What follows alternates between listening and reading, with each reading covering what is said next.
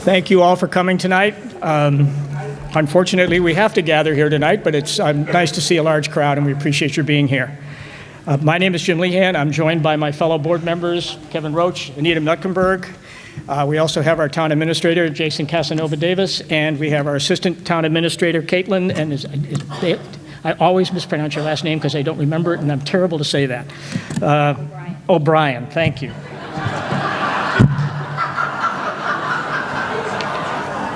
One of the keys to being successful up here is to be able to laugh at yourself, which I have just done. So anyway, thank you for being here tonight. I just have a couple of brief comments. We have a bunch of folks here from the state. They're from the government incident command team. It's really going to be their evening to share with you what we've been learning over the last 2 weeks now. We are not going to be in a position to talk about schools this evening. It was on our notice. The reason for that being is that we don't have anything new to tell you. We still have a lack of information, as does the state. So until we get more detail, we really can't provide you any detailed information or solutions. We know what the issues are. We've had those conversations with the state. We've met several times with them over the last several weeks. And we've learned a lot, and we still have a lot to learn. But we will share what we know tonight. We are going to have an additional meeting, probably the end of June, which will be exclusively on education. Because we know those are critical issues to everybody, especially the elementary schools. So we will have that meeting there. So tonight we're going to share the implementation plan that the state has, as well as talk about public safety. And as I said, we'll talk about schools a little bit later. Just in terms of how we're going to run this evening, it's just very similar to town meeting. We have a microphone set up here. If you come up with your questions and just your name and address, I would ask just 2 favors. Please limit it to 2 questions, and please try to keep it brief so that everyone can have an opportunity to ask their questions. So we'd be grateful if you would do that. One other comment as far as these folks are concerned. These are not policymakers here. Their job is to implement what policies they're given. So let's focus on what we're here to talk about, which is the issue that's before us, what's happening at the prison, and see if we can't work together to find the right solutions to minimize the impact to Norfolk. That's our goal, and we're working very, very hard at that. So with that, I do want to ask Justin just to briefly share with you the informational systems that we've set up so that we'll keep you as current. Everything we know, you will know. We'll get it right up on the webpage. So I'm just going to ask him if he would just to share how he set that up. Good evening, everyone. Justin Casanova-Davis, Norfolk Town Administrator. For people who are interested in the temporary site, we have set up a page on our website.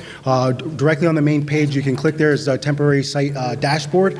If you are interested in getting any updates, in terms of updates on that page, you can sign up for links to get text and email notifications for any updates. For example, the presentation that we showed tonight, we will upload it on our website tomorrow for you all, and that's probably the best source of information for what the town has. We will put it on our website as well as on our Facebook page. So those are the mediums where you can get the information that we get, and the board has made it very clear that whatever information we get, we will share with the community as soon as we can.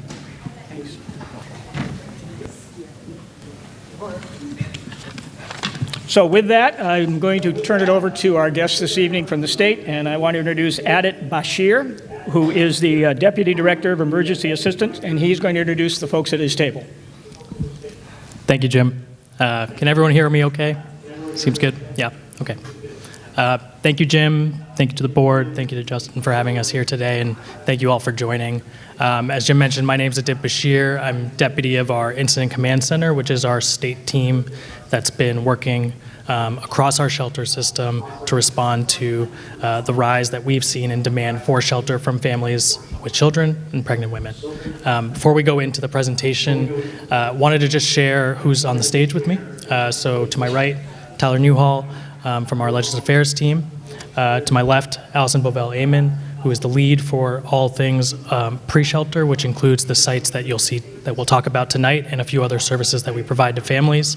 And to her left, Blair Brown, deputy for all things pre-shelter.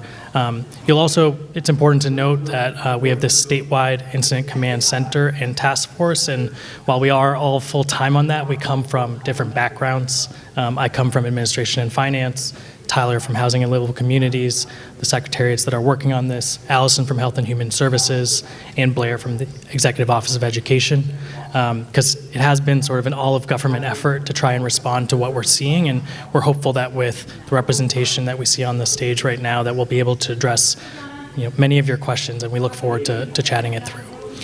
Before we get there, wanted to just do a quick presentation to set a little bit of the stage for what's happening across the Commonwealth and specifically in our shelter system, as well as, more importantly, what we're anticipating for this site that we have here in town. So with that, I'll go to a quick presentation, and then we will get right to the questions. So the first thing we wanted to share was just stepping back a little bit of the context we've seen since the Healy-Driscoll administration started in January 2023. As a reminder, the statewide shelter system is here to serve families with children, pregnant women, and I want to emphasize up front that that's actually 50% Massachusetts residents and 50% new arrivals. And that's been true since essentially the beginning of our administration and even in the most recent months. But what we've seen is that across both those populations, there has been a huge increase in demand for shelter for a variety of reasons. Sorry about that. So a system that once had around 3,500 families in January of 2023 is now closer to 7,500 families across the system. And what we've tried to do is, as I alluded to, is have an all-of-government approach that tries to address the challenges that we've seen. It was around this time last year that we implemented what we call our State Incident Command Center, which is the combined task force of the folks you see on this stage. Over the course of the summer, we continued to expand our shelter system to try and meet the demand we were seeing from Massachusetts families and from new arrivals to our state. And that caseload, as you see, continued to rise throughout the summer. Last fall, we deployed the National Guard to support sites that did not have a provider on site because, as many of you might know, families that are arriving in our system often require a variety of supports, in addition to just the shelter and the roof over their head. And then, given the nature of what we were seeing in terms of the numbers, we were at an unsustainable point around late last fall, where we said, we are out of providers, we are out of space, it's unsafe for families in a lot of ways. And so November of 2023, we implemented a wait list and capped our system with 7,500 families in it. Since then, we've seen that wait list continue to grow, and throughout the winter and over the last few months, we've really tried to make sure that the most vulnerable families who are on our wait list but are not in our shelter system are supported in different ways. One of those ways is through overflow sites, like the one that we'll talk about tonight. But I want to talk a little bit more about the way we've grown our system to try and respond dynamically over the last year. So flipping to this next slide, if you were to think about where we were a year ago, our shelter system was really just that, sorry, it's a little hard to see, that blue box in the right-hand side. It was just a shelter system by itself. And over the course of the last year, we've continued to add supports. We've increased the ways that we assess families and take them into the system and assess them for their clinical and safety needs. Our highest risk families, think pregnant women in their third trimester, a child that was born in the last 3 months, folks with multiple medical conditions, are prioritized for placement into our shelter system based off the fact that we have a wait list. So those families move into that red box that you see at the top. And then move into the actual shelter system in that blue box. And then waitlisted families, we still try to support both during the daytime with our family welcome centers, our intake sites, providing a number of resources they may need in terms of basic goods, medical services, and otherwise. And we'll get into a few more of those details in the next few slides. And we've also continued to stand up overflow sites to support the families that really have nowhere else to go. So today, even tonight, we have families sleeping at Logan, we have families sleeping across the Commonwealth, and these sites are here to serve families who really have that no alternative, whether they be Massachusetts families or new arrival families to our Commonwealth. Ultimately, along the way, what we also wanted to call out in this slide is we're constantly trying to work with families and adding a number of supports to help them find stable housing. because our shelter system, we believe, should be a step along the path to stable housing, and that's that bar you see at the very bottom. So throughout this process, we're working with families through a case management system, through providers on site, to ensure that hopefully they can move to a more stable situation and out of our shelter system. So with that, that's a bit of an overview of our system, and I'll hand it over to Allison to talk a bit more about the site. Sure. Thanks, Odette. And just one more piece on our system. Just this map is sort of shows the statewide effort around our shelter expansion. So we are currently in about 90 communities that have shelters for families in our system. So, sorry. So just to dive a little bit deeper on the use of the Bay State site and our plan for the overflow shelter at that site. So as we alluded to, we've really faced a lot of challenges in terms of expanding our system, identifying shelter space and opportunities to ensure that families have places to go as we continue to face the challenges of responding to the growing needs. We've assessed more than 350 sites across the state with the incident command team and several experts to look at what options we have in terms of identifying shelter opportunities for families. One of the reasons that we have selected the Bay State site is the fact that it is a decommissioned, state-owned prison that we plan to use for shelter, given that it has been maintained by the Department of Corrections. We are doing some work to prepare the site for shelter, but generally speaking, it is a site that is in good shape and state-owned and ready for us to use. The reason that the site is vacant is because of the decreased prison population due to a lot of criminal justice reform in the Commonwealth. And this prison facility remains in good condition since its closure in 2015. We plan to use the site as a temporary site, and I'll get into a few more details in a minute, which will be used to house families with children and pregnant individuals experiencing homelessness.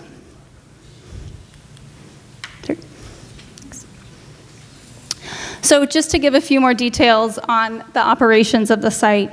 So we plan to open the site in mid-June. Our plan is to run the facility as a shelter for 6 to 12 months, and the capacity will be approximately 140 families. Eligibility for this site is exclusive to families who meet the eligibility for our emergency assistance shelter system. So all families have to have children or pregnant individuals and be on the wait list for EA. We have, yes, just families with children and pregnant individuals.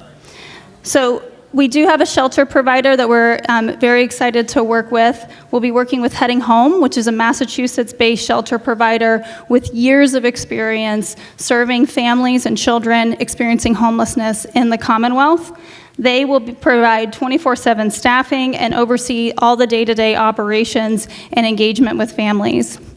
The services that Heading Home will be offering on site include 3 meals a day, intensive case management services and supports. Really, as Odette laid out, our real strategy is trying to rapidly rehouse people as quickly as we can. So really focus on providing supports for families to work towards housing stability, including preparation to enter the workforce and transition either into the emergency assistance shelter system or into permanent housing. The shelter provider will also contract with 24/7 on-site security. They will also support enrollment in schools and work with the town and as well as our colleagues from education on the schools piece. They'll also make sure that families have access to basic necessities like diapers, formula, hygiene products. We'll also be organizing health services on site, including medical screening, vaccinations, and referrals prenatal and primary care for those who need it. And the state Office of Health and Human Services will also support with enrollment and public benefits that families may be eligible for, including food and cash assistance, health insurance, and WIC. The provider will also be providing transportation for families in the form of a shuttle, as well as needed individual transportation for vital appointments. Finally,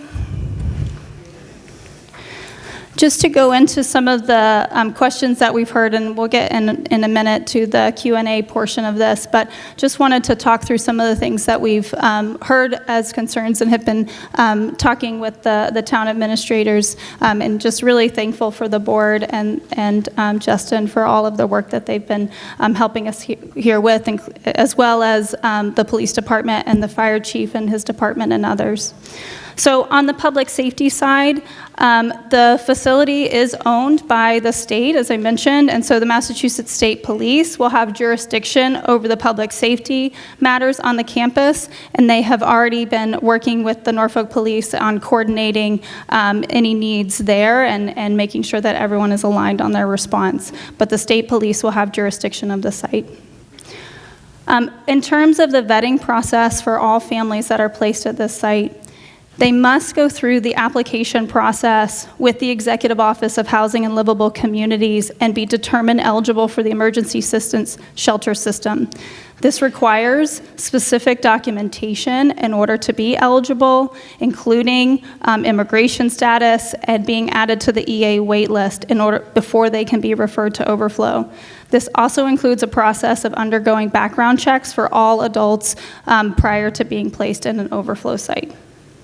In terms of security, as I mentioned, the provider heading home will be contracting with a security firm to provide 24/7 security through plainclothes, unarmed security staff, really to ensure the safety of the residents living on the site. There's also, at all of our sites, a curfew that families adhere to in order to ensure that families are safe and that the site remains safe. I know there's been questions about vaccinations. The Department of Public Health has supports to ensure that families are up to date on their vaccinations, and they do host on-site vaccination clinics, both at this site, but also at our family welcome centers. What we have also found is that the vast majority of families that we see arriving have the vast majority of vaccines that are required in the United States for school and other things. So we are working with the Department of Public Health to make sure that vaccine records are translated and entered into the Massachusetts immunization system so that that is recorded and any vaccines that need to be administered are administered. Finally, I know there's been questions about health services and EMS demand and how we might mitigate that. So we have a multi-pronged strategy addressing the health conditions on the site. So as Adit mentioned, as part of our process, we do have a screening process where high-risk individuals, so high-risk pregnant people, pregnant individuals in their third trimester, children under 9 months, people with multiple chronic conditions, people with various immunocompromising conditions, a whole range of health conditions are referred to our clinical safety risk assessment sites, so would not be placed at this site. For this site, the families at this site, we also have rapid response team nurses with the Department of Public Health, which will be providing staffing on the site for health services. We'll also support families in enrolling in mass health and connecting to primary and preventive care services, including having some of those services come on site. We also plan to work with the local fire department and EMS to supplement ambulance capacity as needed during local events with large crowds in order to ensure that there is enough EMS capacity. In terms of reimbursement for EMS, ambulance rides the families that we, as I mentioned, will enroll in Mass Health. Ambulance rides for Mass Health members are reimbursed through Mass Health. And so we work with Mass Health to ensure that the expenditures are addressed through that reimbursement, as well as having on-site provider mitigate needs and reduce the need for ambulances through other health services and mechanisms on the site. So with that, I think we'll open it up for questions, and I'll turn it over to the board. So thank you so much.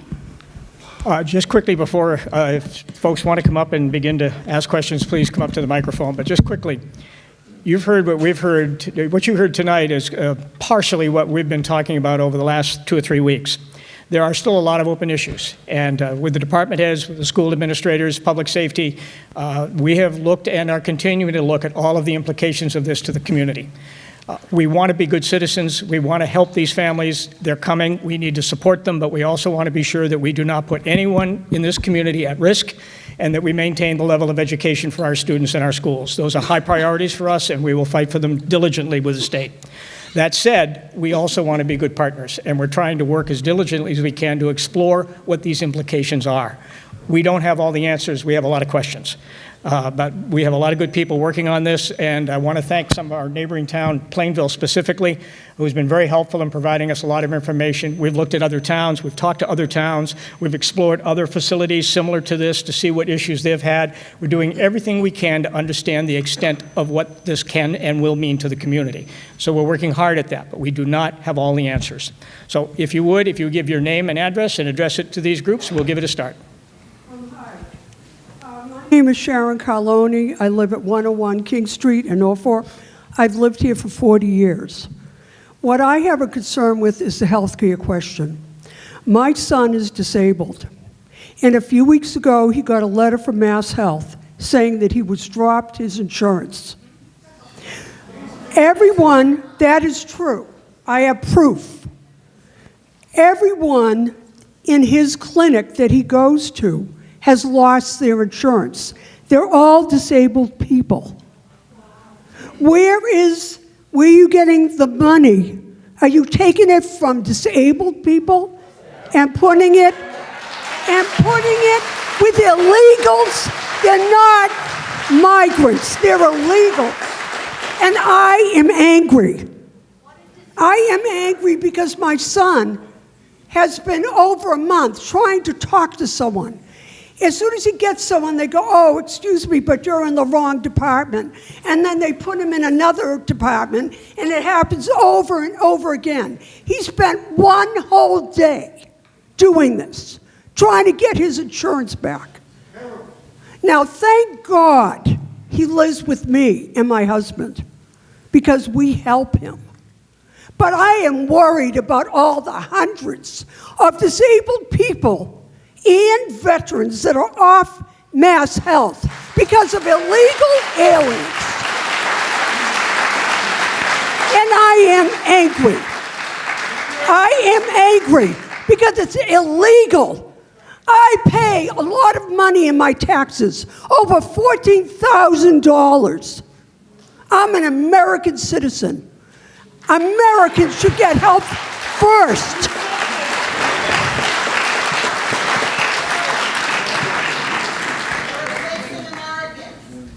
Hi, can you hear me?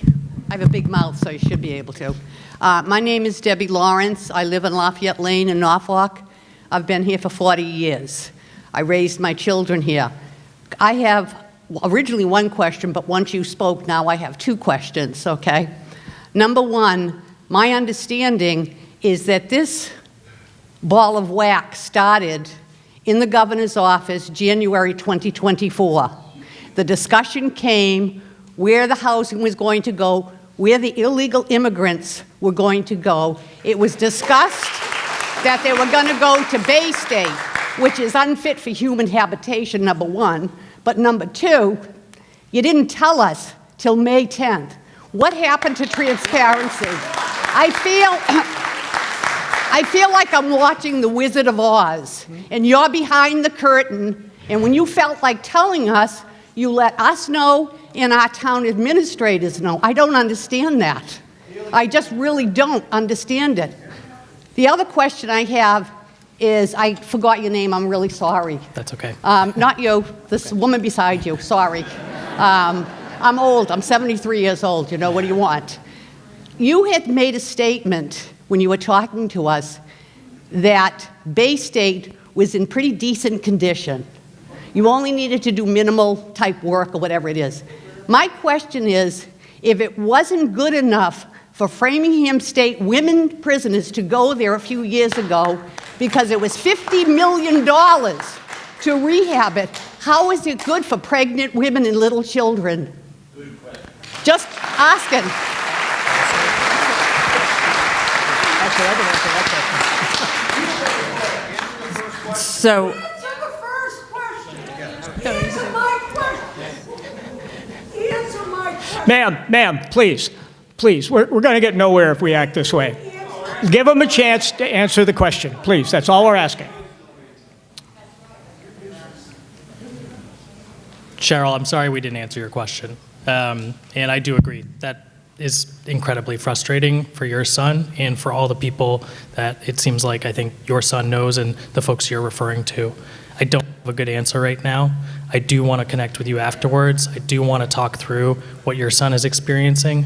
Let's figure out what's there, and let's try to get to a solution on that front. So I will follow up with you on that front. I do want to address the first question that you also asked, which is the reference to January. I think Allison alluded to it. There are a number of sites we reviewed over the last year and a half, 350 plus sites. We did not think about this site in January. We know what state facilities we have and what were dormant and what were not being used, but I don't think it's up. But we ended up opening up a number of other sites and went a different direction. It was only in the last few weeks, right before we contacted the town and the administration, that we decided to move forward with this site. I'm sorry, you're trying to tell me that you only realized you were going to use this like May 1st, because you told us a couple of weeks later? You told us May 10th. So when in fact did this ball of wax start? It started way before that. Now, the discussion, I understand it, but it should have been transparency, and it wasn't. I'm with you. You know, I understand. That's just not fair to us, to our board, and or to these people coming. I hear you. And I'm with you on that. We definitely want to, through conversations like tonight, through the conversations that we've been having with Jim, Justin, the team, the board, we do want to continue this, and we want to make sure that we answer all the questions. I'm with you on we need to do more here. I can speak to the conditions at Bay State, and I was not part of any decision around moving any folks from Framingham. I can say that back in 2020, the Department of Corrections did put funding into the facility in case they needed to move inmates from a different facility if there was a COVID outbreak. So right now, the main administration building at Bay State is in good condition. We are putting money into upgrading, I wouldn't say upgrading, but putting money into repairing air conditioning, painting, putting in, fixing some holes in the walls and stuff like that. But nothing, it's not unfit for human habitation by any stretch at all. It's big. Lead paint has been addressed. No asbestos. The building was built after the asbestos, after any of that. So can I ask my question? Jack. Yeah. So I wanted to address the environmental situation primarily, because I'd like to understand why. My understanding is we haven't done a comprehensive environmental impact statement, right? Can you hear me? Can you hear me? Okay, so my understanding is that there hasn't been a comprehensive environmental impact statement on the site. Now, there was one done in the early 90s when sludge was going to come here, and they were very concerned about the inmates. So if they were concerned about the inmates back then and the effect of sludge on there, I think a more sensitive population, such as pregnant women and children, ought to be considered too. And here's what I mean by a comprehensive environmental study. We've requested our leaders in town to request this because the area is a sensitive area. We want to make sure it's safe for not only the families but for us too. And we have questions such as the water supply. You know, lead has been found in the water supply. Not a lot of lead, but in the past 2 years, lead is measured in parts per billion, right? In 2022, the value was 1 part per billion. It doubled in 2023. This is in the CCR, Consumer Confidence Report, water supply by the state of Massachusetts. And 2 parts per billion doesn't sound like a lot, but the action item, the action level from the EPA is 15. So that means it can go up to 15 before anybody has to do anything, okay? And both the EPA, the DEP, say that even though the action level is 15, any lead in the water supply is not safe. Why? Because it particularly impacts little children, babies, and pregnant women the most. And lead is cumulative. It doesn't go away in the body once it's in there. It's a cumulative effect. Also, the Pediatric Association of JAMA, Journal of American Medical Association, says there should be 0 lead in the supply of water, especially to little children and babies. That hasn't been addressed. Also, at one time, there was mercury, a small amount of mercury found on site. And I found out that it was so minimal, it didn't meet the threshold where you had to do something about it. But nobody is checking the water supply for mercury. It's not one of the things we check. Why? Because it didn't meet the threshold. So we check for iron, we check for lead, we check for copper. We don't check for mercury, even though there was mercury at one time found on the site. You mentioned painting. We're going to be painting or the state's going to be painting that building while the families are there. They have a contract for every 6 months to paint it. Now, whether it's latex paint or oil-based paint, I don't think babies should be breathing those fumes. Okay, so, and a lot of the work has got to be done on the modular units. They're not in great shape, right? So a lot of work has got to be done there. Also, as far as asbestos, somebody mentioned, everybody says the site, the main building, was renovated in 1986. It was gutted, right? And then after 1986, they did another renovation in 1990 and 92. And they said there's no asbestos anywhere.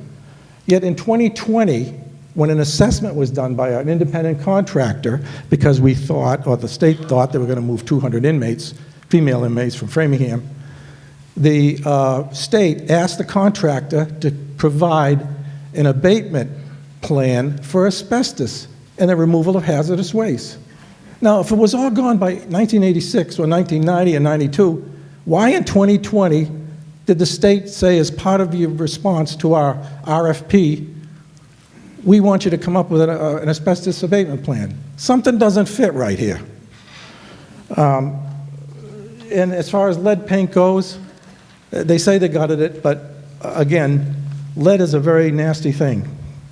Also, I think there's a lot of safety issues from an environmental standpoint.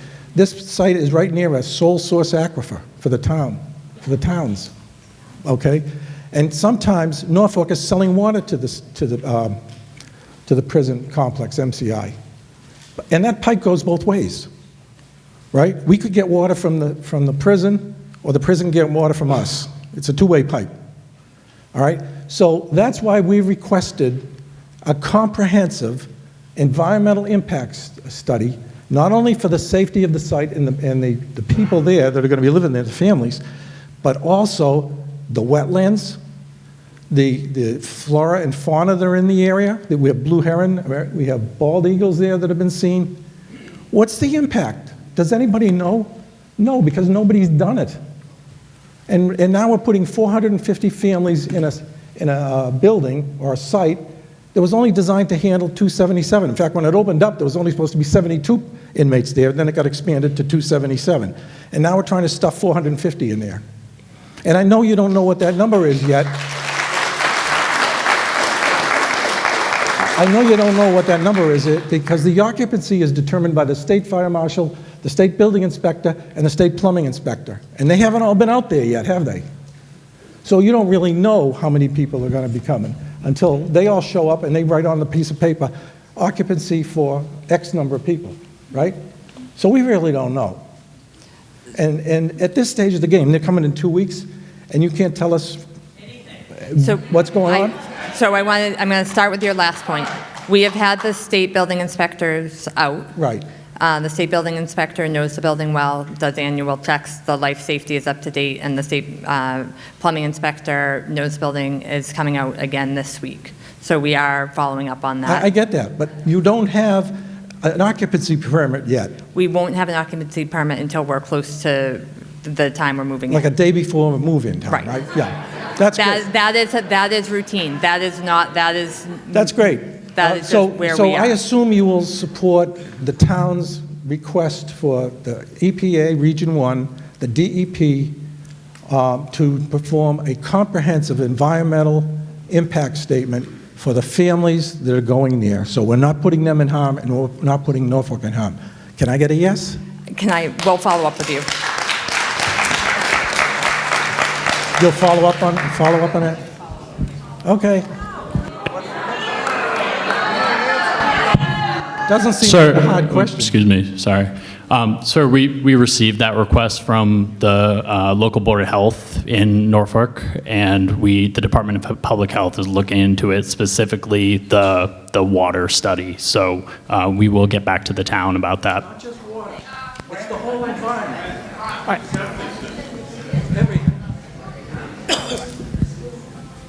Go ahead, sir.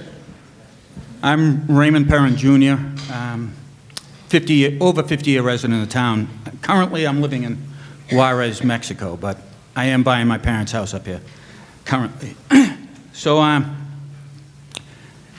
the gentleman before me mentioned a small amount of mercury was found on site, and it was not enough to be bothered with. I'm going to tell you right now, I am a witness to what it was, okay?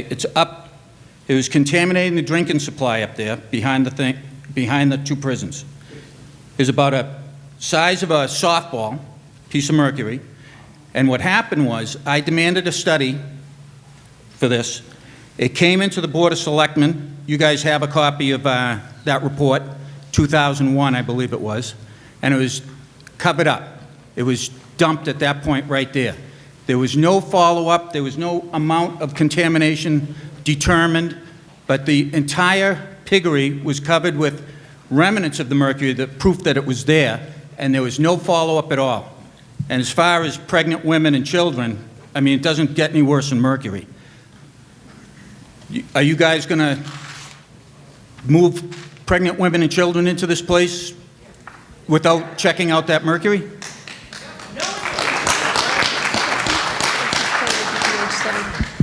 Yeah, thank you for raising that. This is part of the DPH study that Tyler was mentioning that we are following up to ensure that the water supply and that there is all the safety measures on the site. Can we get a copy of what you're doing about the mercury that was found up there? I think we'll work with the town, and we'll make sure that we follow up on the ways that we can provide information on this front. So. What are you asking, sir? I'm asking None for... of us were on the board in 2001, so I'm not aware of what you're talking about. All right, 2001, there was a study, and the Board of Selectmen got a copy of that, okay? And so you guys do have it if you've got records back there. If you gave it, it's got to be in there somewhere, All I right, hope. so you guys got a copy of it. The state has never remediated the problem. It's still there, and nobody came up with an explanation of where all that mercury went. But I know it was in the piggery back there, and they raised up the water level back there of the Stop River to flood the wells, to get additional water into the wells faster. And when they raised it up, it raised above the basement of the piggery, and that's all I know about what happened to the mercury. I don't know what happened to it. It was gone by the time the report came back. I think we have it somewhere in here. Sir, if we can find that, we will find it and we will get back to you. That's a promise, if we can find it. 2001, right? What's his name to get back to him? I think his name was Raymond. Yes, but ma'am. yeah. Kathleen Fox, 61 Boardman Street.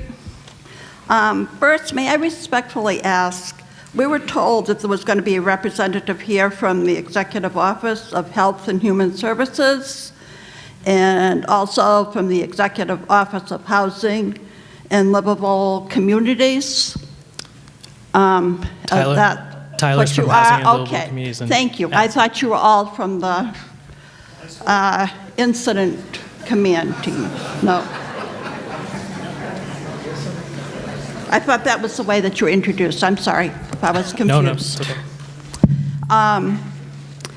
Just emphasizing what's already been asked here, but Bay State was originally opened in 1977 with a capacity of 72.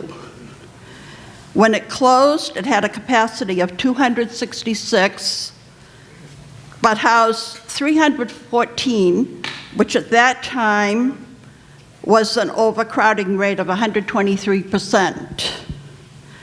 How are you now going to safely house 450 plus staff there?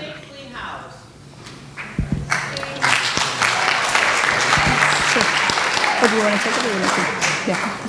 Sure. Thank you for that question. And to reiterate, health and safety is a top priority of ours. And as Blair mentioned, part of the inspection process will be ensuring that the site is able to hold the capacity of families that is planned, and we will stick to that capacity based on the inspector's reports.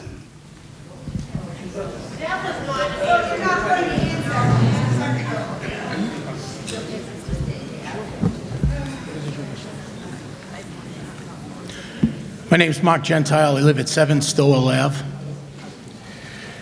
There have been reports of violence in the shelter system despite assurances from the state that the individuals have been vetted. The Boston Globe reported on May 17, 2024, that at least 5 of the hotels of one college dormitory that the state used as homeless shelters also housed or employed sex offenders who have been convicted of crimes against children, including rape, indecent assault, and battery on our children. How can you claim that you fully vetted everyone?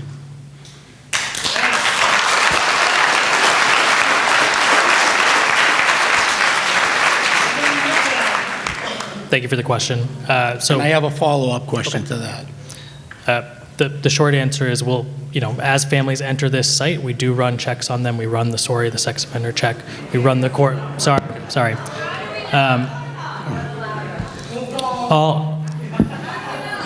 Please, look, you may not like their answers, but they came here to give you answers, so please don't yell out. Come up to the microphone and be respectful. Just be respectful. I'm sorry, can you all hear me now? I think the answer to your question is that every individual will be checked for a SORI and a CORI before being placed in this site. Okay. Now, what is that vetting process? Are our federal, state, and local databases being used? Because these people aren't in that database. So, And are we to believe that we're going to use databases from countries these people are fleeing from because they can't be provided the basic necessities of life? thank you for that question. So there are multiple background checks that occur. Before placement, the state does, as Odette mentioned, check our systems for all of the individuals entering the shelter. New arrivals who are coming through the border, everyone in our shelter system is here lawfully and has been vetted by the federal government at the port of entry. Every single person.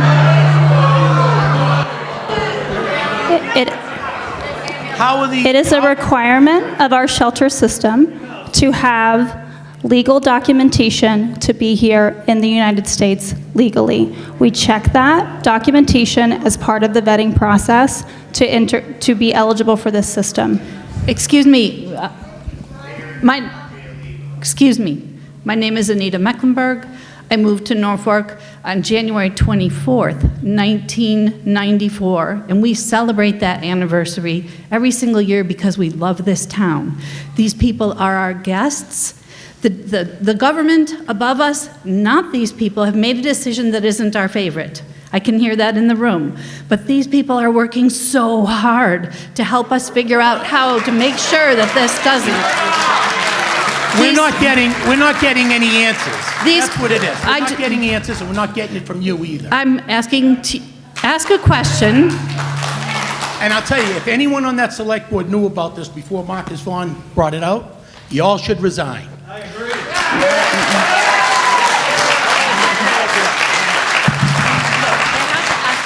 Now, I'm going to answer your question, sirs, directly. I found out about it on Facebook by a letter written by Marcus. That's how I found out about it on a Friday night. That's how I learned about it. My name is John Nolan at 75 Cleveland Street in Norfolk. I'm a pretty new member of the town, but I moved to the town because it was a small town. It looked like it was going to stay that way with the MBTA stuff going through and everything else, and now this is coming at us from the state. I just can't believe the changes the town is going to go under.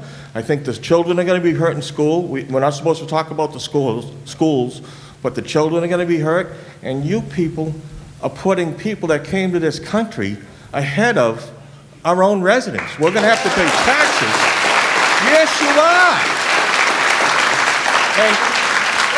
And I really think you're putting people ahead of our town. We're worried about our own taxes and how we're going to pay for things.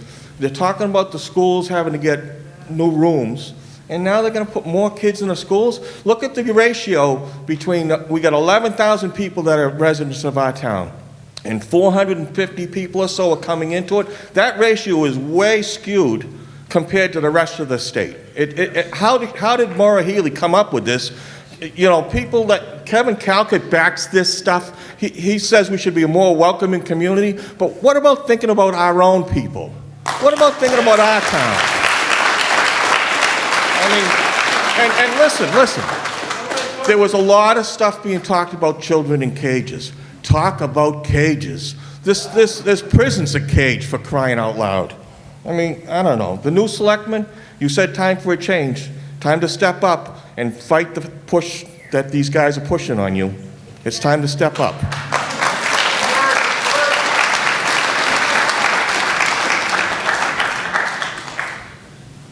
Before I go, is there any comment to that?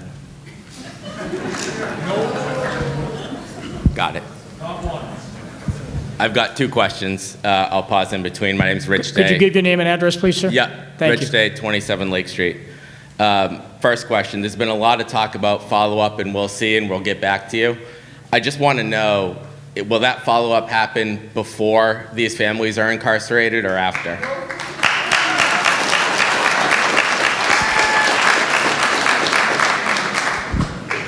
Thank you for the question. Our plan is to continue to work with Justin, the select board, to try and follow up as quickly as possible in the coming weeks before the site is open. As Justin mentioned, we plan to post the slides. We plan to hold additional meetings like this, and we definitely want to try and answer all the questions. Cool. Who do we hold accountable for that? I think it's the combination of folks on this stage that is trying to work with you to make sure that we follow up. Perfect. Just wanted that on record. My second question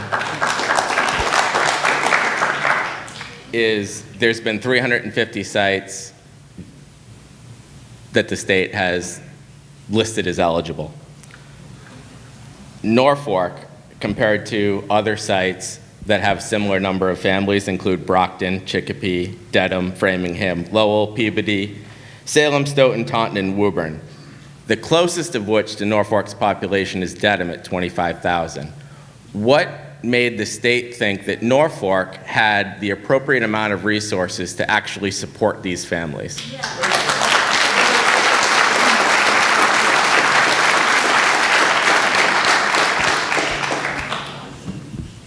I want to clarify that 350 sites that we viewed, most of which were not eligible for our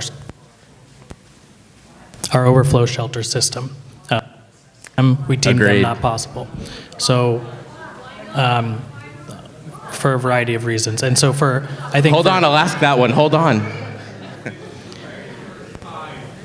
Go ahead. I think as it relates to the resources that you're flagging for Norfolk, I do want to make sure that we address those sort of the discrepancies that I think you're describing. And I'm with you on the fact that whether it's a place like around here, as someone who grew up 2 towns over in Sharon, I understand that it's going to be a huge impact to the town, and we're trying to work daily with the board, the town, to try and address any discrepancies that we see.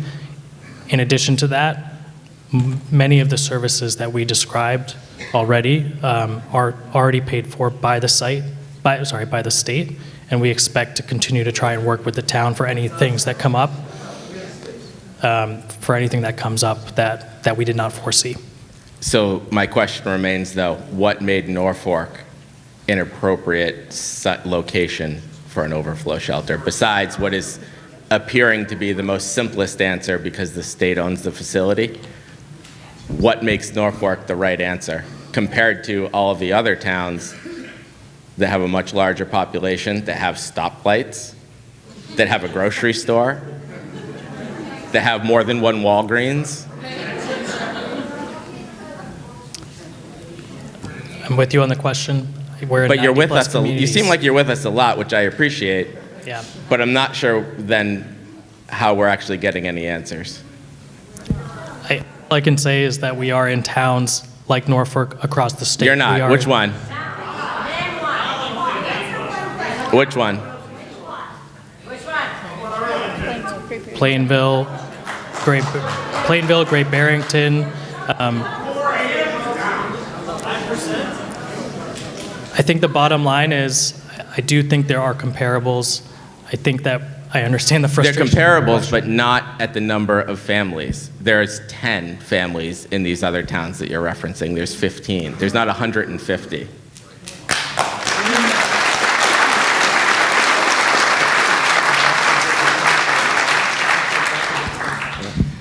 One of the things we're working to do on the site is to ensure that we have as many services, as Odette mentioned, paid for by the state, provided to families on the site, so that we are doing the most we can to reduce the impacts on the town. This is also why we are grateful for the partnership with the town, so that we can work together to address any pain points and any needs that may arise on this site. So we understand that this is a small town and there are a lot of unique aspects of this site compared to other overflow sites or other sites that we have opened, but we are working together with the municipality to respond to those needs, to work with a provider that will provide on-site services so that we can reduce as much as possible any adverse impacts on the town. Right, reduce but not eliminate. I appreciate the fact that you guys are here. I appreciate that you got the short straw to be the punching bag today for the administration. And so I guess I appreciate the 4 of you for being here to take that beating. I appreciate it. Thank you.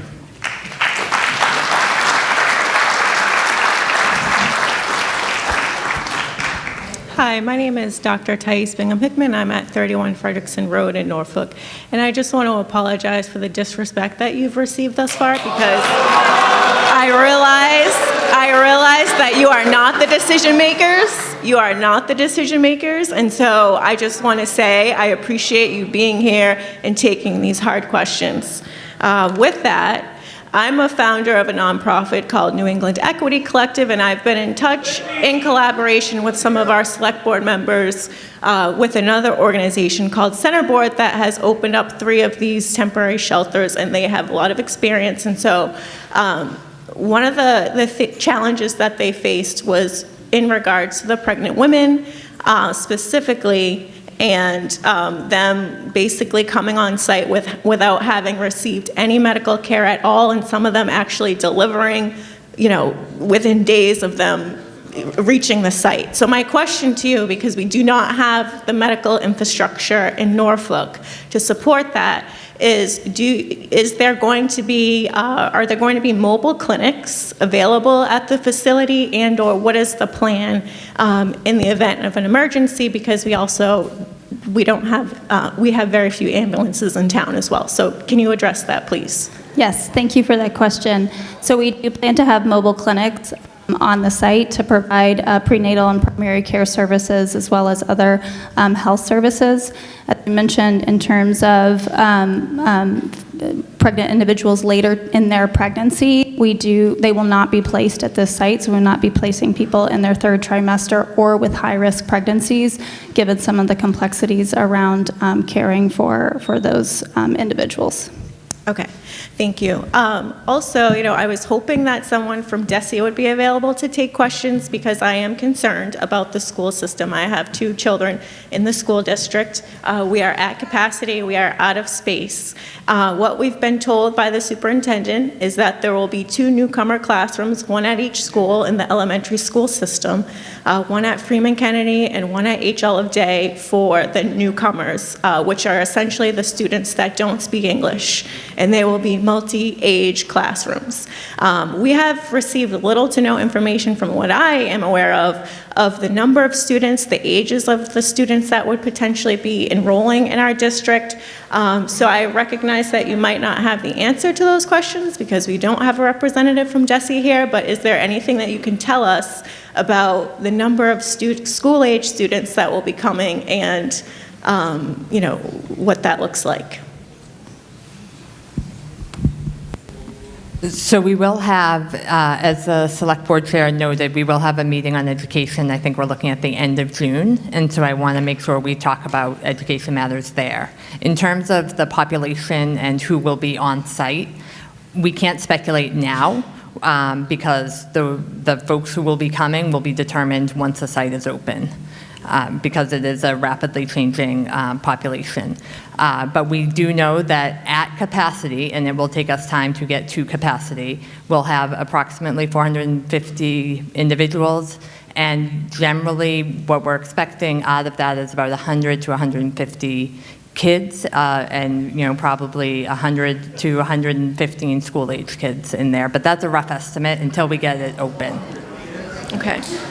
And then in follow-up to that, I understand that there is a grant through the state up to $1,000 per student that we're potentially eligible for as a district. I also understand that some of these students may be transferring from other school districts, and those districts may have applied for that funding already.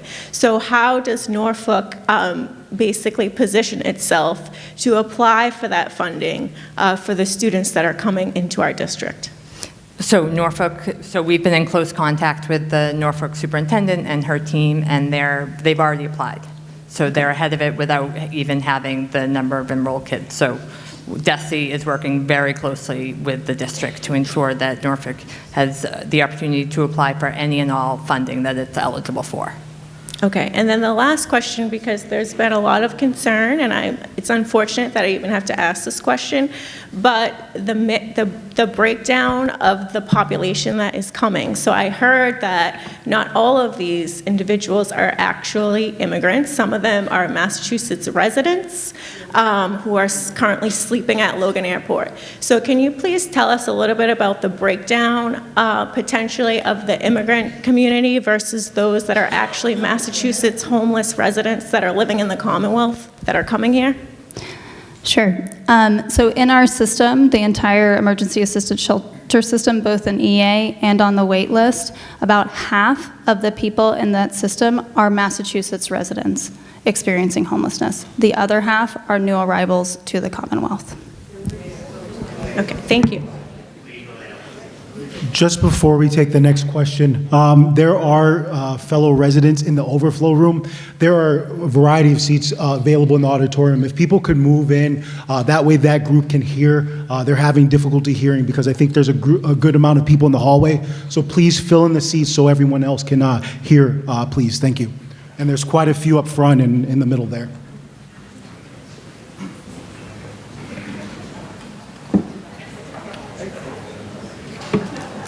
Go ahead, sir. Can everybody hear me? Thank you. My name is Paul Morrison. I live in Foxborough. I'm not a Norfolk resident. I'd like to be. If I was, I'd run for selectman. They wouldn't count my votes, they'd weigh them. All right? Here's the thing. This is going to impact Foxborough, Walpole, Millis, and Rentham as well with this ambulance thing. Okay? Now, here's the thing. What if an inmate has some sort of fake heart attack at MCI Norfolk, and he wants to go into Tufts Medical to see the pretty nurses. So you got to have an ambulance go there. At the same time, some illegal at Bay State has a baby, and there's going to be a lot of them there. Next thing you know, there's another ambulance. 2 ambulances in town, correct? Okay, just one. Where's the money from the state? Maybe this guy can answer from Sharon. Where's the money from the state, the mitigation money that the towns are supposed to get with the host the prisons? Where is it? It goes through the state reps or something? They vote themselves in a raise all the time. They find the money for that. Where is it? No answer. This is ridiculous. So now a Foxborough ambulance has to respond to Norfolk and say, well, we'll take care of this. Wait a minute. Some elderly person in Foxborough all of a sudden has a heart attack. Who responds to that? Right. Nothing.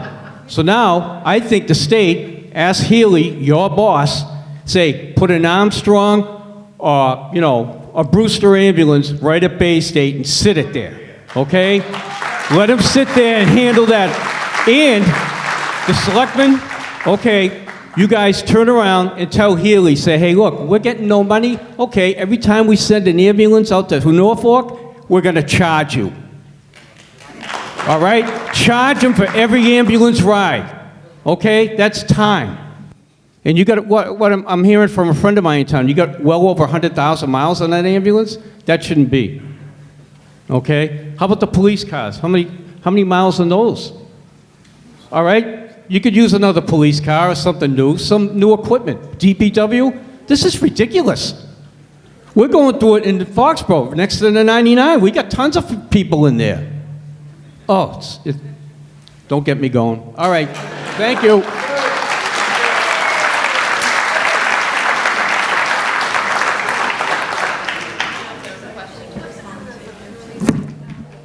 On the reimbursement question, I think there was a question about payment for ambulances. There is reimbursement for each ambulance trip plus a mileage rate for all of the ambulance trips. We're also working closely with Chief Kenny and the EMS team as well as DPH around ambulance needs in the town. Is that the Mass Health Insurance? Yes, Mass Health. Yes, ma'am. All right. Go ahead. Can everybody hear me? All right. My name is Lauren Vivas, 10 Berkshire Street. I want to address a point that I've heard repeated multiple times previously and now about the length of the facility being open, which is 6 to 12 months.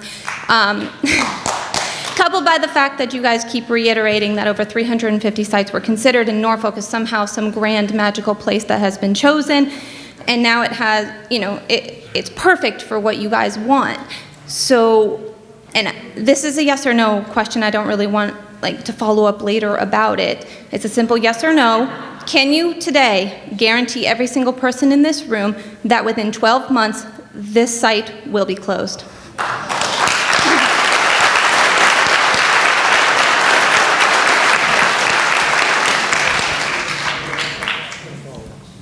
Our plan is based on the funding available. Our plan is to close it within 6 to 12 months.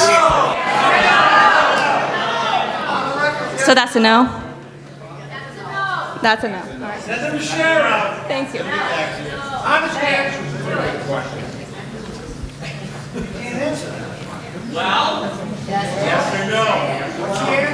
I'll save you. Ann Fletcher, Meeting House Road. When you say there's going to be children there, up to what age group is that considered a child? Up to age 21. That is the case for our entire shelter system. Families with children under the age of 21 are eligible for our family shelter system. So if it's a 21-year-old male, he has to be there with his parents? He does. Okay, thank you. I have a question. First of all, I would, as a white person, ask that this majority white room can think about before we boo the single black resident who has said that we have been extremely disrespectful. There have been times where I've struggled to hear what people are saying. If we can't be more respectful of each other, we'll call this meeting off. Yeah, I'm All right? truly Really? disgusted, and I'm not leaving Norfolk before anyone asks me to go somewhere else. But I'm extremely...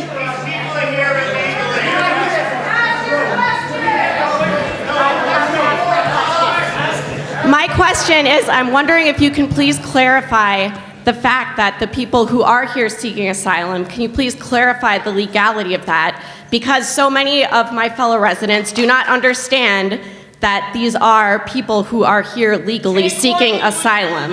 So I would like to hear that. Do you think you're intimidating me? I'm not impressed, and the more you yell at me, the more time you're giving me at the mic.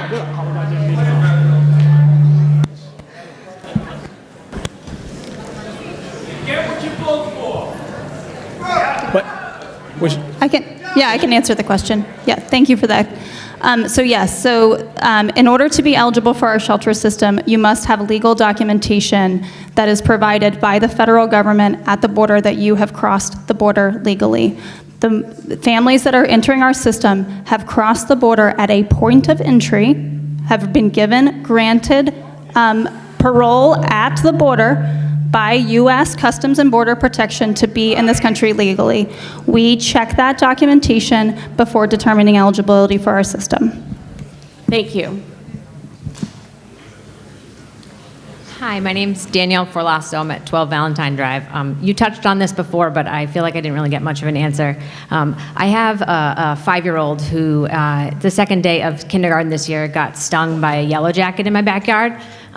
He immediately went into anaphylaxis, and I watched him struggle to breathe, and thank God I called 911, and they came immediately, and they saved his life. I have lost so many nights of sleep concerned about what happens if Lucas gets stung. I mean, he's at a baseball game right now. Anytime he gets stung, what happens if he goes into anaphylaxis again and then there's not an ambulance there? I mean, my 5-year-old, he could die.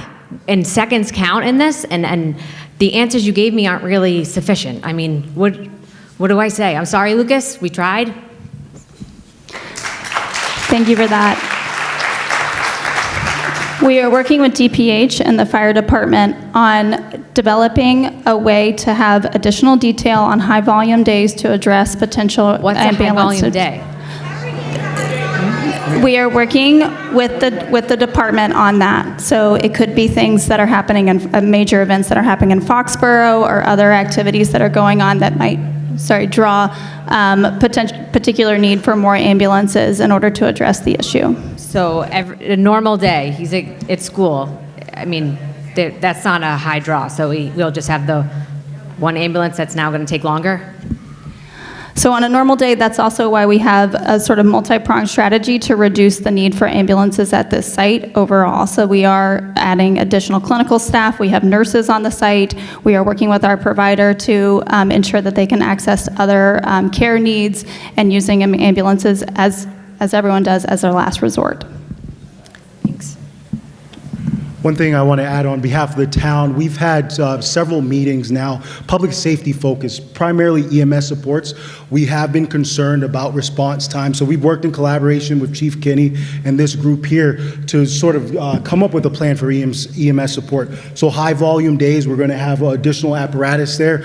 They do have clinical teams that are going to be there. There's more preventative care services provided at this site versus hotel sites that they had before. So we have tried to mitigate those expenses. I have detailed with our public safety team, if we have any responses there, we're going to keep detailed track of that, keep detailed track of response times, and we have had an engagement with the incident command team here. If it does require additional changes, we will regroup on that. So we have worked collaboratively on that, and that is a priority issue that the board has made, and we've had multiple conversations regarding that, and that is something that we will continue to monitor moving forward.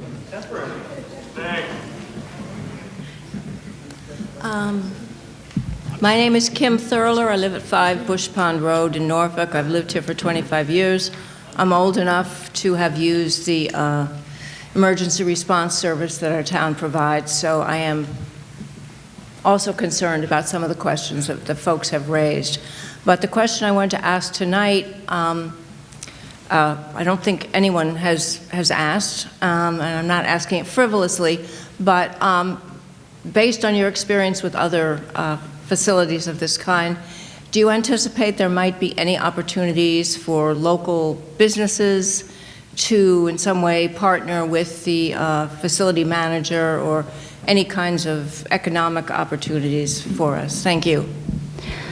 Thank you. Yes, that's something that we definitely would look to do, and we've tried to do in our other sites, is work with our provider to contract for services and companies and organizations that are in the town, so that we can continue to benefit the businesses in the town. And so we will work with our provider on that. Additional thing there, we're asking that we've had some of our local businesses reach out to us and ask if there's an opportunity to partner here. We're asking that you do forward that to our administrative team. We will forward it to this team here, and we will look for opportunities for our local businesses to be a partner with the state. So that is something that we're actively working on as well. Steve Mallett, 9 Mountain Rock Lane. I have a number of concerns. I have 3 kids, so a lot around the schools, which I have 3 kids, so a lot of questions around the schools. Sorry, but I'm not going to ask those tonight. My biggest concerns are with these migrants and the environmental aspects that we're putting them in. I don't think any of these people, when they decided to come to Massachusetts to seek a better life, thought they were going to be put in a prison or a former prison. I think that's misleading to them, and it's unfair to them. You can dress it up and call it what you want, but you're putting them in a prison, which I think is important to note. And I had a question with that, but I think more important around the environment, you never addressed Jack's question here when he was looking for a guarantee that you come out and do the study that he requested. I don't think anyone ever answered that. I think that's very important, that we know what exactly we're putting them into before we put them there, and what it's going to do to our town and to them. So if you could please address his question directly, I'd appreciate that.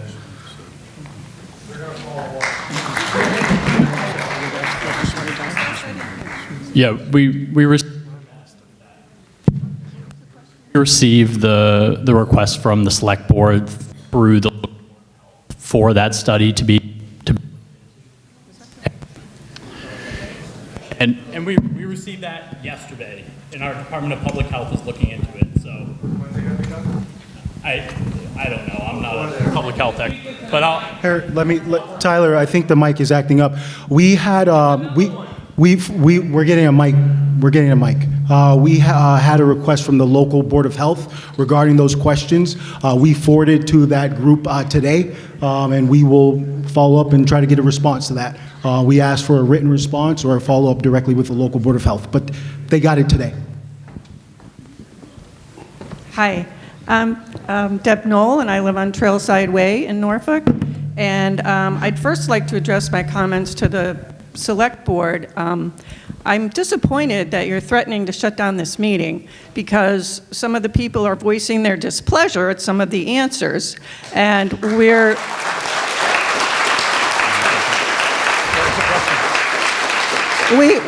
we don't have to just accept what they're saying. And the last time I checked the Constitution, we have the right to petition our government, which is what we're doing.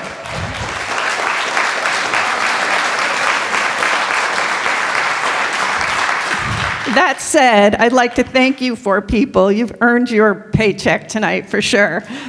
So thank you. Thank you for coming and giving us as best answers as you can. I wanted to follow up on 2 things. One is back to the environmental study.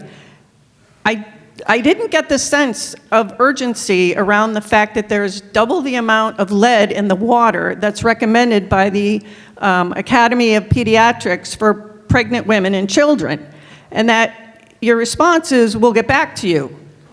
I don't think that's acceptable. I think that should have been something that was mitigated long ago, well before anybody's going to show up into that facility. Secondly, I wanted to follow up on the comment around the vetting of the people in the shelter. Telling us that they're all perfectly vetted at the border is something that I don't think we can fully believe in. That said, that's a big challenge, and I don't know that, it would be magical thinking to think that everybody's fully vetted. What I'm really focused on more is the employees that are in this shelter, because a lot of the violence that has been written about in the Globe particularly has been by Massachusetts residents, employees that are abusing the most vulnerable population pretty much on the planet, and that you haven't quadrupled your effort to make sure, not you, the administration, has not quadrupled their effort to make sure that every single person that walks into that building is safe around children, I think is a huge failure on the part of this administration. Thank you. Yeah, thank you for the question. So on the staff question, our provider is contractually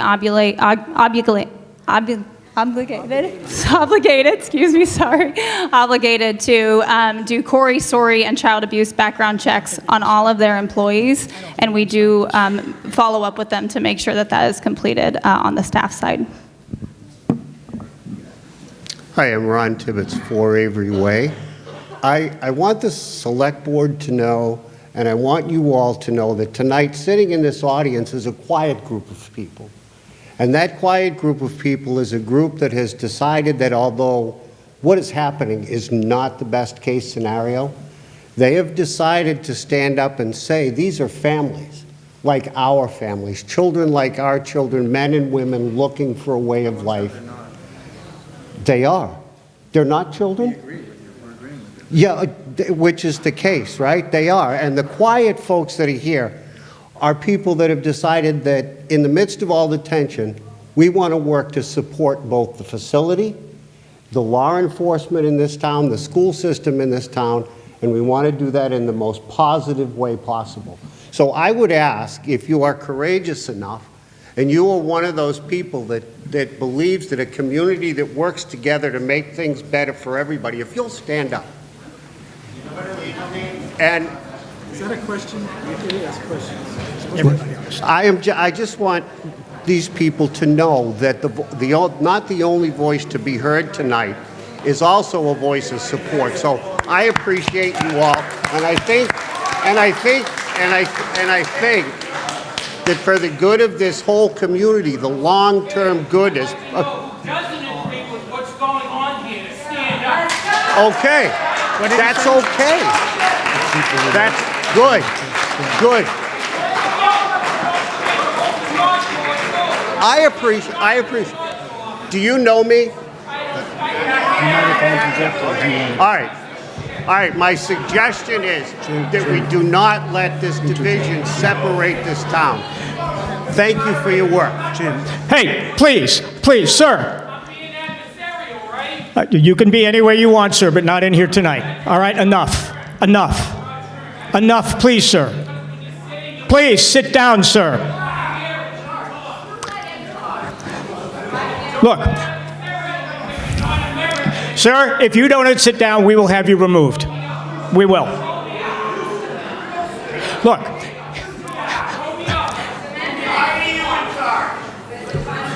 Karen Clark, Seekonk Street. 1 second, please. Just 1 second. Look, people up here, people have come in here and said, I've lived here 40 years and 50 years. I've lived here 40 years too. Sir, you have had your chance. Please, listen. I know it's difficult, but listen for a second. Please. I understand the anger. I understand you may not believe or what's said. This is what we've been going through for the last 2 to 3 weeks. Almost every question you've asked, we have asked. We do not have all the answers, but we will get nowhere if we get in this kind of a debate, this kind of an argument amongst ourselves. We will get nothing done. Nothing. Sir, please. You've made your point. Sir, everyone in this room is trying to answer that question, and everybody up here is trying to answer that question. All right? We're all trying to figure it out, and we don't have all the answers. I wish we did. And we have spent more time than you can imagine trying to think through all of these issues and what will or will not work. We are looking at every scenario we can, and we don't even know what all the scenarios are. All right? We came here tonight to give you a chance to hear what we have been told by the state. That's the reason they're here. And if you and ask the questions, they will try to answer them. Whether you like the answer or not, that's up to you. But yelling and screaming will get us nowhere. Nowhere. So please, give people a chance. At least be respectful to your own citizens when they have comments. At least to your own neighbors, be respectful to them. This.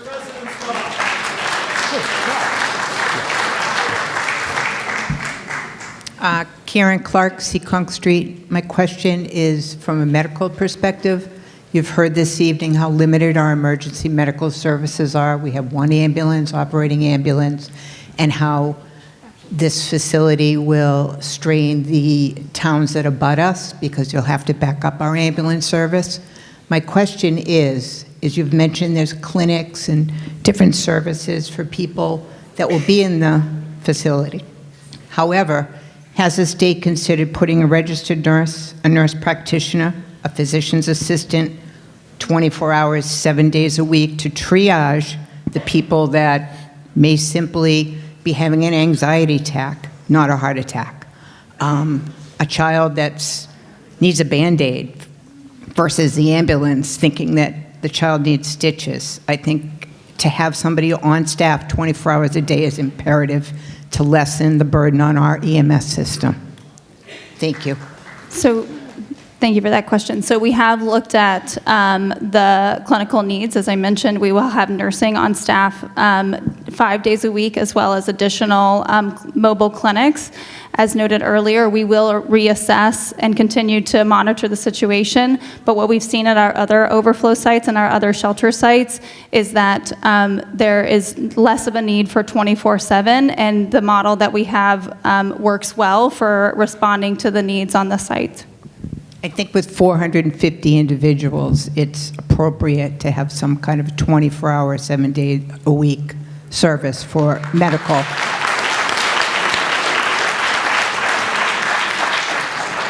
You can correct me if I'm wrong, but I do believe there's 24-hour, 7-day-a-week medical services in Dedham.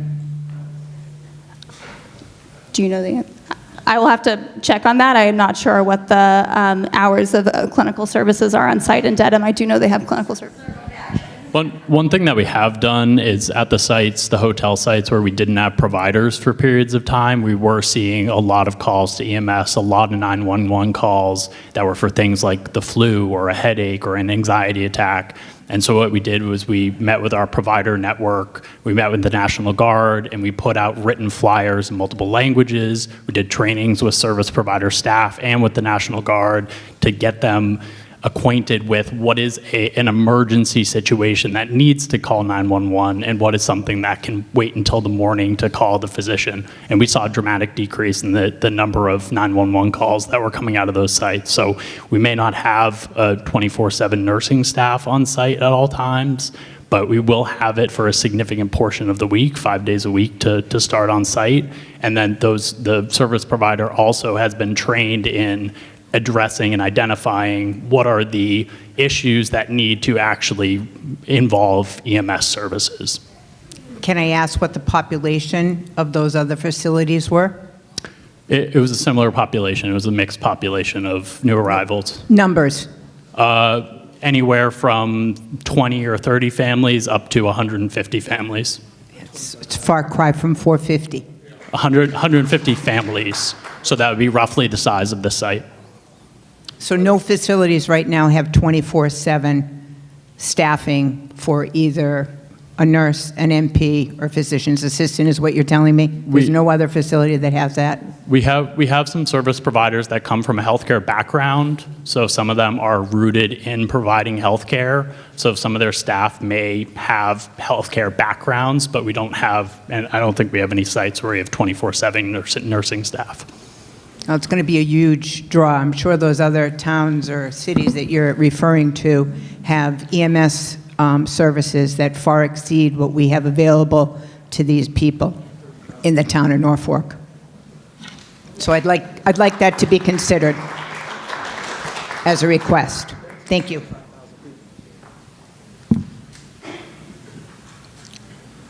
I'm John Nuhibian from Knoll Drive. When we moved here, the town population was 1,800. I won't say how long it's been, but it's been a while. The town has changed a lot and is changing a lot. I just have an easy question. You'll be glad to hear. My question is, exactly how much is the state spending to rehabilitate that facility, and what's the plan for it after the temporary period? We all remember that the state sales tax was a temporary tax. Well, this is a temporary shelter, but I guess I question whether it's going to really be a temporary shelter. So exactly how much did we spend, or are we going to spend, to renovate it, and what happens to it? What's the plan for it afterwards?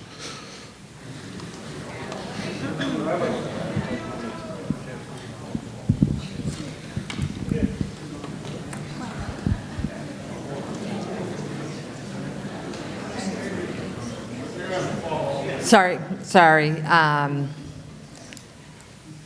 Part of my considerations here is that we're still collecting some quotes on what the cost will be, so I'm, doing math in my head, which isn't always my strong suit. I think the range on repairing the building is somewhere, and I don't want to follow up, so I'm going to give you a range, because I hear you, but just know that when all is said and done, there will be some give and take here. Somewhere in the $500,000 to $800,000 range, could be higher, but we haven't gotten all the quotes yet, so I'm calculating there. It is a state-owned building. It is, for folks' perspective, we don't have to pay rent. There are a lot of efficiencies. While that sounds high, for other buildings, we would have to pay rent and do some other repairs. You had a second question. What's the plan for the building after the temporary period? At that point, the site will be returned to the DOC system, and what they choose to do with it, we don't yet know, but that's the current plan. I expect it would remain in similar status to what it is right now. And I just want to clarify, because I don't think we got the chance to answer this question directly earlier, but the current plan of all of us up here, of the state, of the administration, is that for this site to be open for 6 to 12 months. Well, I guess I would ask a follow-up question. What's the rate of influx currently of families coming into the state? And is there a long-term plan? Yeah. The rate of new arrival families that are coming into the state that we see is specific to families that are seeking shelter, so I just want to clarify that that's the number we're giving. We've currently seen that be around 10 families on any given day. It's half of the total number of families that are seeking shelter on any given day across the state. So we have 20 total families on any given day, again, half of which are Massachusetts residents, and then the remaining half roughly being the new arrival population. And just part of the question, that number has stayed stable over the last few months. Just to clarify that. Thank you.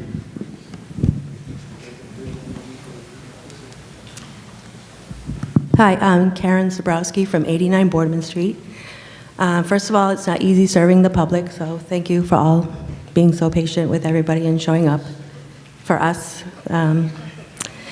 So I think part of the frustration is people equating services that other people are getting, and they're using their personal experiences because they're not receiving those experiences. If you have a veteran in your family, if you have a disabled person, it's true, Mass Health does mess with people a lot. I have a 31-year-old son that uses a wheelchair.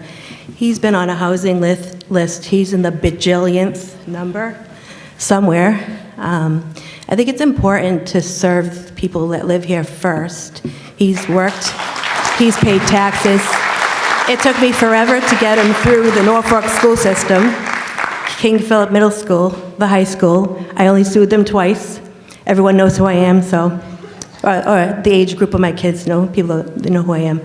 So my point is that people just want to provide their kids with safety, education, and all of that. And when they hear that people are getting it and they haven't done anything yet for it. I think that raises a lot of concern and frustration. I put a call in to represent Vaughn's office about a housing initiative. I'm not sure if you returned my call. I'd like to see something happen after this is said and done. Housing for people like my son. He's gone to college. He did his due diligence. Mass rehab has failed him. He found his own job, but then he wasn't able to work because he can't get transportation. I drove him before my own job in the morning. I work in Foxborough. Because the ride doesn't come to Norfolk, but you're providing transportation for those people. What kind of transportation are they going to be getting?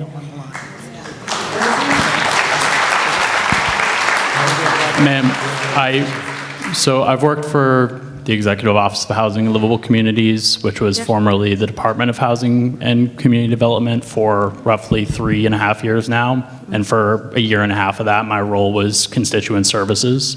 So if you'd wait around afterwards, I'd like to give you my card, and if your son can. I called the governor's office, and there was no response. They had an intern give me an answer. She told me to call the Mass Office on Disability. She didn't understand that's a civil rights service for people, not a housing. So I was very frustrated. She said I couldn't make an appointment with the governor to figure out a solution to housing initiatives. It's just not my one son. It's people who fell through the cracks between developmental disabilities because he's not cognitively impaired, and then people who want to live a normal life. There's 2 wheelchair units in Norfolk. They currently have people in them. Everything else is accessible, but it's not wheelchair accessible. The housing authorities were built so long ago, they're not even up to snuff. And when he calls, he's like, oh, you're the 1,200 something on the list. So and then when Mass Rehab tells him, you have to wait 8 weeks to get reinstated with us again. I think it's frustrating for people to hear this is what we're given, the options that we're given, but those people that are coming that haven't paid taxes or haven't contributed to the community like you all have are getting something. Yes, they need a start to start out with. Like, how would they pay back the community in any way like that we do? Like, you have plenty of people here on boards and volunteer and school boards and all kinds of things giving back to the community. How are these people going to try to give back to Norfolk in any type of way? What's being set up in that respect? What kind of jobs will they be getting? I mean, to better their lives, not to... Yeah, thank you for that. I think, the families that we're seeing arriving, and then, again, to reiterate, half of the families in our system are Massachusetts families, so they have been displaced locally and seeking shelter in our system. But for the new arrivals, what we are seeing is people that want to come here and integrate into our communities and get jobs. Everyone is I've talked to a lot of people at our sites, everyone is so eager to come, start working, really be a part of the community, really sort of, raise their kids. They're coming from places that are completely destroyed by violence and collapsing governments. And so coming here, I think we see a lot of families that are looking to rebuild their lives and to contribute just as everyone else is. On the transportation piece, given that the site has some transportation challenges, we will be providing a shuttle service to get to larger to amenities as well as the commuter rail so that people can access other services in the community and outside the community using the public transit system. So how come the ride doesn't come to Norfolk yet? It goes to Walpole and Franklin, but the ride will not pick you up in Norfolk, even though we pay commuter rail fees. Ma'am, I don't know that off the top of my head right now, but if you do stay, like Tyler said, I think share your information with myself. I think it's important to get all the frustration out of the share regular... Share information with myself and Tyler, and we will follow up with you, okay? Okay, thank you. Thank you.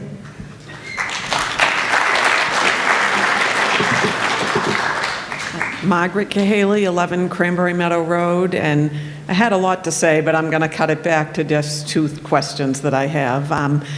It stated that there was a curfew for the site. What happens when the people miss curfew?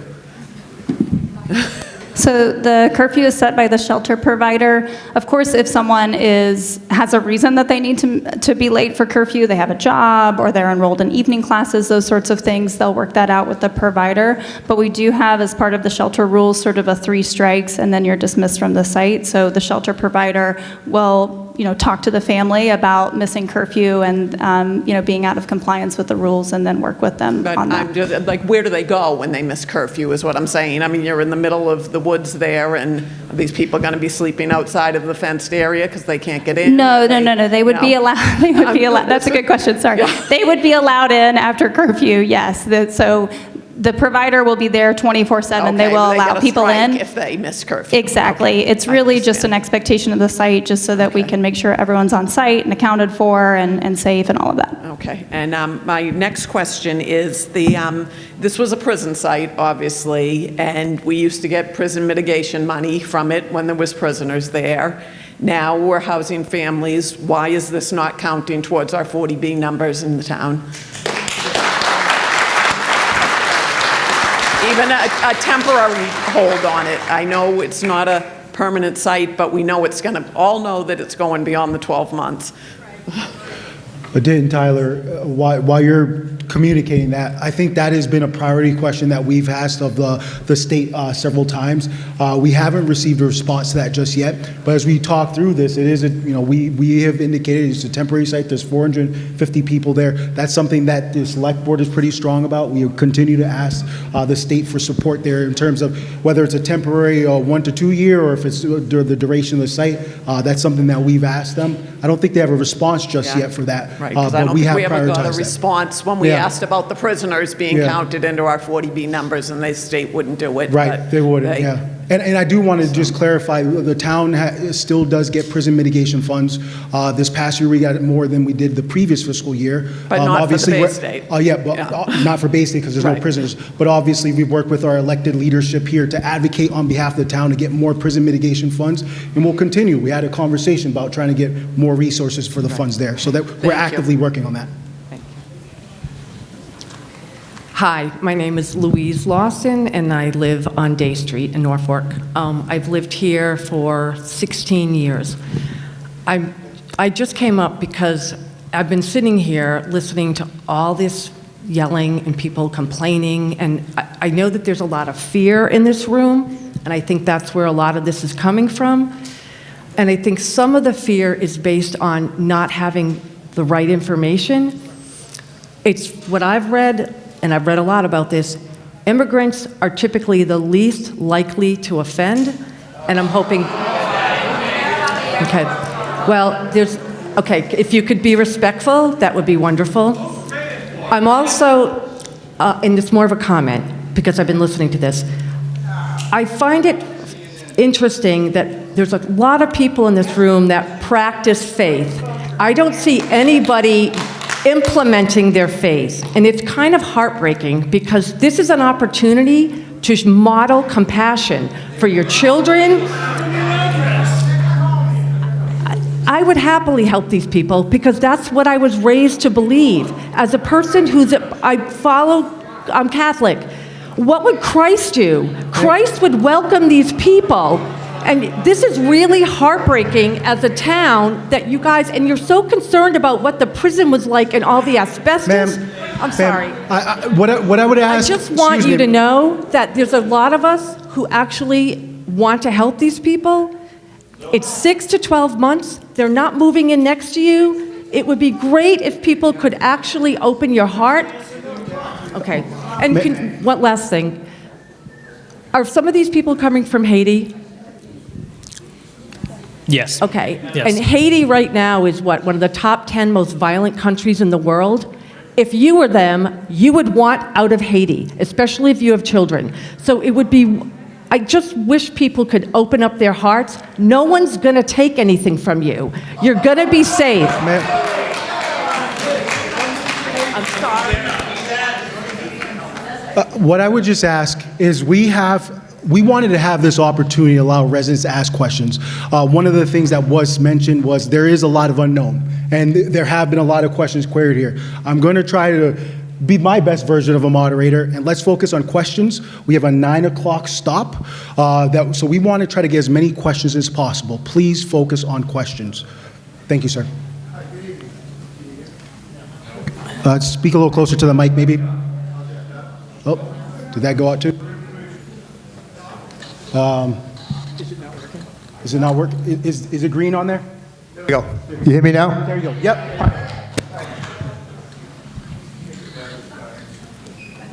Hi, my name's John.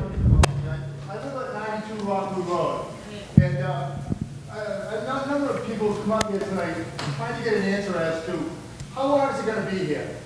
All right? It's referred to as a temporary site, 6 to 12 months. Do you have an end date, or is this going to be a revolving door for, again, illegal immigrants and our own people that we have here in Massachusetts that need housing? I don't have an end date. We are planning to operate the site for 6 to 12 months. We will follow up through the town when we have more information on when that end date would be. One question, and I know this has been asked too, and like I said, we're going to try to be as informative as possible. Could you just mention some of your overflow sites now? There is an overflow site that you did close. You're opening a new one, so it hasn't been in perpetuity for some communities. Can you identify that overflow site that you opened and you're closing?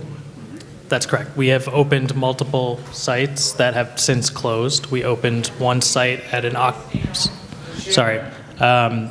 we opened 2 sites that have since closed. First at a state-owned active office building at 10 Park Plaza in Boston, which was shut down in December.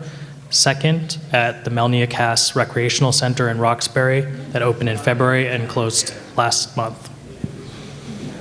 Thank you.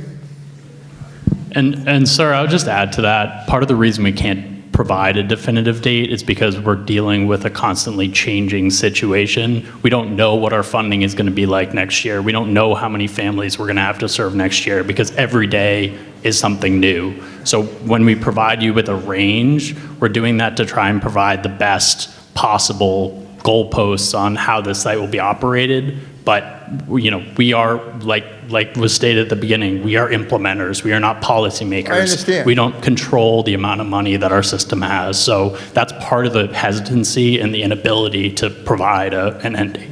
So most likely, if there's still going to be a need for the illegals coming into the town of Norfolk, that it's going to remain open. The plan is to operate the site for 6 to 12 months. But we can't provide a definitive end date, so. Thank you.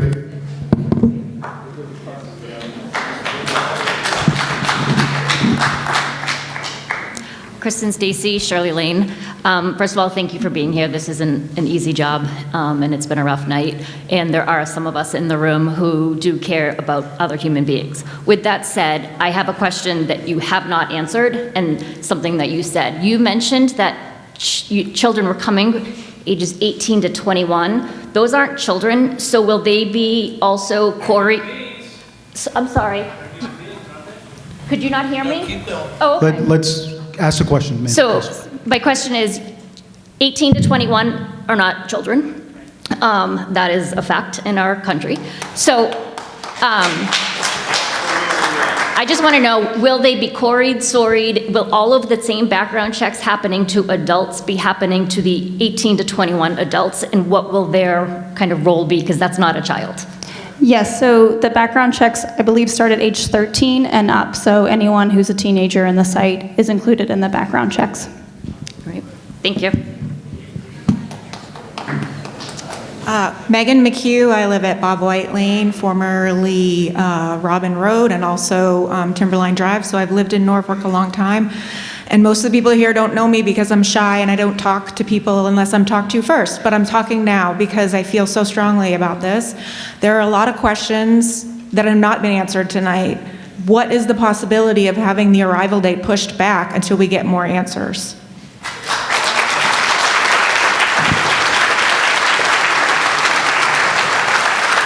So, as Justin mentioned at the top, they will have information posted, and as we've mentioned, we continue to work with them to update that so that we can continue to follow up and get you answers in advance of the site opening.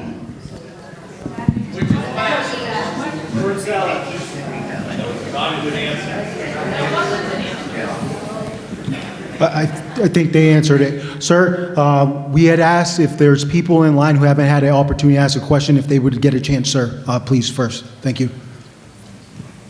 Hi, Lisa Sheldon, 43 Berkshire. My question is more directly for you all. You've heard a lot from us, and you've heard a lot of very valid concerns tonight.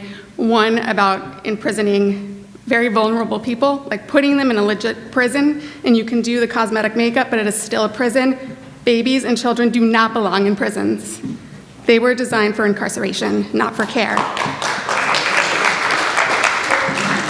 And you've also heard that it's going to really impact our town. Our town is 11,000 people. You're pretty much adding 4% to our population overnight.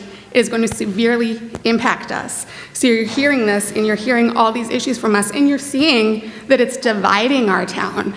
So my question is there anything you can do in your capacity to go back to your boss and say, there are issues with this plan, let's look at other options?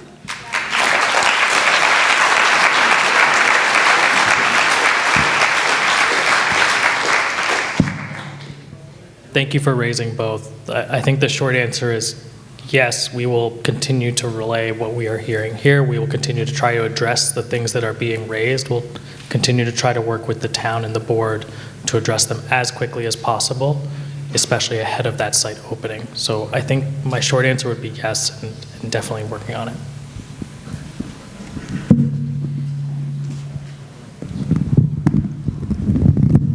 I'm very short. I'm all set, thank you. I have a number of questions here. I'm going to skip through a lot of them because unfortunately I know we're restricted for time. I'm looking for some clarification regarding specifically the difference between the hotel/motel shelters that are currently operating in the state compared to this state-owned and operated site. I've tried to do the research myself, not finding answers, and so this forum is a good opportunity to seek these answers. I'm aware that the state has currently provided the 28 municipalities that are currently operating these hotel/motel facilities approximately $1.1 million in reimbursement for lost local occupancy tax at these hotels and motels. Since this is a state-owned facility with no opportunity to collect any kind of occupancy tax, can you confirm or deny that there'll be a dollar amount set per resident that the state would be willing to commit to in order to help mitigate the tax burden to the town? So I would. Do you want to take the question first, and then we'll talk about that? The occupancy tax that you referenced is in addition to a variety of supports that the state will provide to any municipality that is supporting shelter residents, New Arrivals, Massachusetts residents. So we've talked about a few of the other ones there that we do think apply here. It's the school reimbursement dollars that we've talked about, the money that we put towards Mass Health and otherwise. So that is the current set of our commitments, but we do want to work with the town. We want to make sure we're understanding any additional burdens we're placing and try to work through that. Okay, so I guess a follow-up to that, I'm disappointed that your boss, Mr. Augustus, isn't here to represent. But with that said, you know, he has a motto of how do we get to yes? And I think that that's an important saying for this town to take into consideration. How do we get to yes in order to receive funding to offset the cost? How do we get to yes to help support our firefighters and our ambulances and our police? How do we get to yes working with you folks, knowing that we've had no real opportunity for conversation other than tonight, and to incorporate the concerns that clearly this community has moving forward?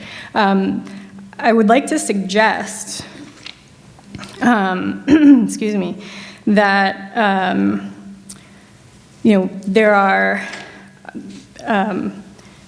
opportunities to implement folks like ombudsmans to represent the community. And I see that that is an opportunity that could be greatly used here in this situation. I feel like once the facility is underway and fully operational, an individual like this could assist in mediating conflict, tracking problems, making recommendations to the state regarding policies and procedures in order to support change. This is a learning opportunity for all of us. I would appreciate knowing that the residents in town and surrounding communities have an ombudsman available and willing to work with us, specifically because this is a unique location. The BSCC is a unique location. It's the first of its kind, to my knowledge, as far as these shelters go. And so I would just highly recommend that we have something like that in place to help learn from this process and move forward, especially understanding that there are other state-owned facilities that could be next. And other communities like ours, you'd be sitting at forums like this every night of the week. Thank you for that. I mean, I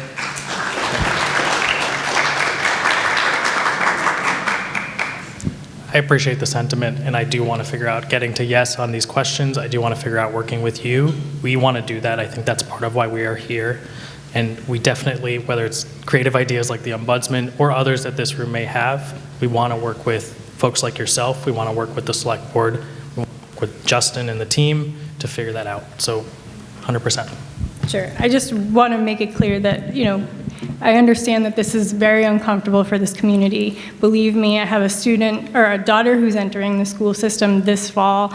This is not something that I'm super thrilled about, but for other personal reasons. And so I think it's important. I've addressed our select board and our leadership regarding the availability of inclusivity and participation. I'm aware that tonight there were band rehearsals, there were ball games, and what you don't see represented here is a majority of the young families that are going to be impacted by this. And granted, the discussion isn't about the schools, or Desi is not here to represent, but I think that this town should take it upon themselves to put something in place so that more representation of this community as a whole can be present and partake in the discussion that's happening, rather than leaving it to only the people that are available on 7 o'clock on a Tuesday night. Other surrounding communities have put in place opportunities for classrooms to be opened. It's manned by recreation or other support staff, so that families can partake in these events. So I would implore, I really think that that's important, so that you're getting accurate representation. And I have reached out by email to our leadership, but was told no within 24 hours. Again, thinking outside the box, I think, is part of this community. We need to work together to provide solutions so that more community input can be presented to these folks, and we get what we need as a community. Thank you.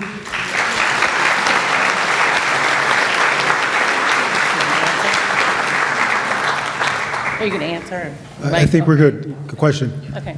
Donna DeCenzo, Stop River Road. I just have a very simple question. We're a very small town. I consider it like a cow and horse town.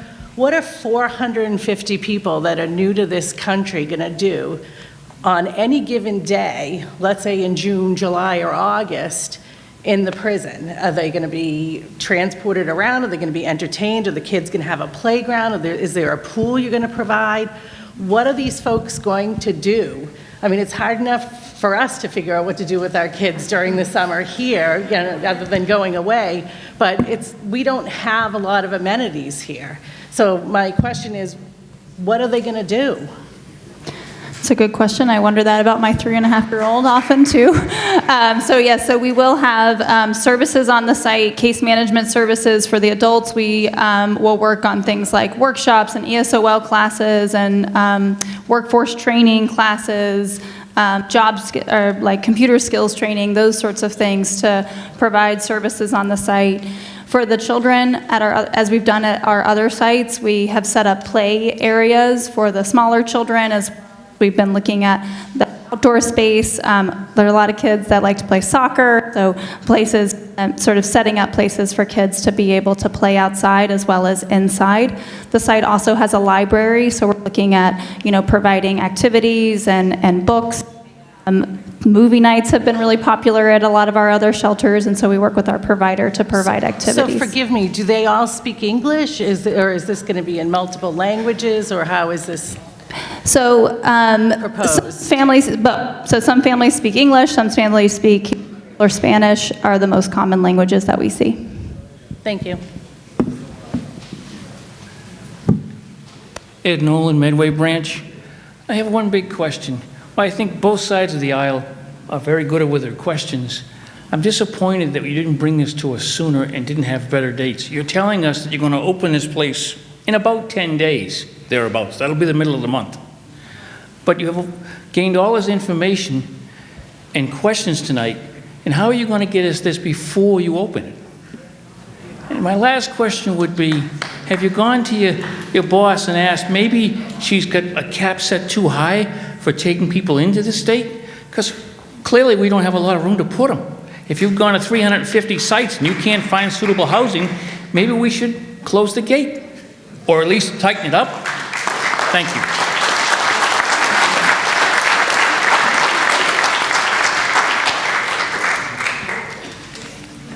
Thank you for the question. I think just to address specifically how we will continue to try and engage with folks here, we will continue to try to work with the select board, the town. We want to keep this conversation going. We appreciate all the questions. And as Justin understood, and as Justin mentioned, I think we plan to try to share out all the information from tonight and to continue to follow up in the coming weeks. What's the hard date to move it in? You know that. Please, no questions from the crowd. Come to the microphone. There is no date. We've asked from the town's end. We have no date specifically. If we do get a date, we will post it on our website. We have about 5 minutes. Go ahead, sir, with your question. Bob Bickerstaff, 6 Maple Street. Will all the incidents that happen to building security there, will they be logged and reported to the state and Norfolk police? All of our sites have a critical incident reporting system that do get reported to the state. We also make sure that relevant public safety are looped in as needed. Our police chief, our deputy police chief, they've met with state police. State police is going to have jurisdiction on the site. They will work in co-response with them. But all of our public safety have been collaborative and working with our state partners. I know Chief Hines met directly with the colonel from state police, I believe, this week. Thank you. You're welcome. I think this, I haven't seen this gentleman. I saw you, I don't know. Sorry. No, that's Go okay. ahead. Yep. Can you hear me? Yep. My name's Alex Stock. I live at 24 Tucker Road.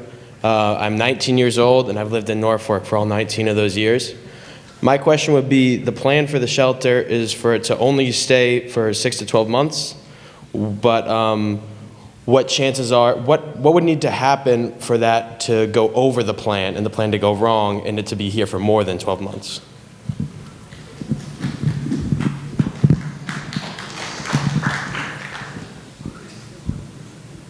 The short answer is I don't know. Our plan is to close the shelter within 6 to 12 months. Okay. I think if circumstances change that would change anything, we would obviously want to communicate and work with you all, but our plan is to close the shelter within 6 to 12 months. Where are they going to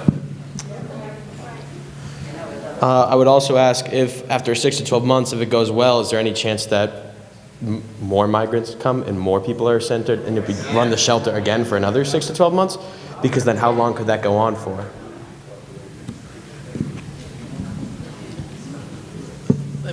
So one of the things that we work on really intensely on these sites is for them to be temporary.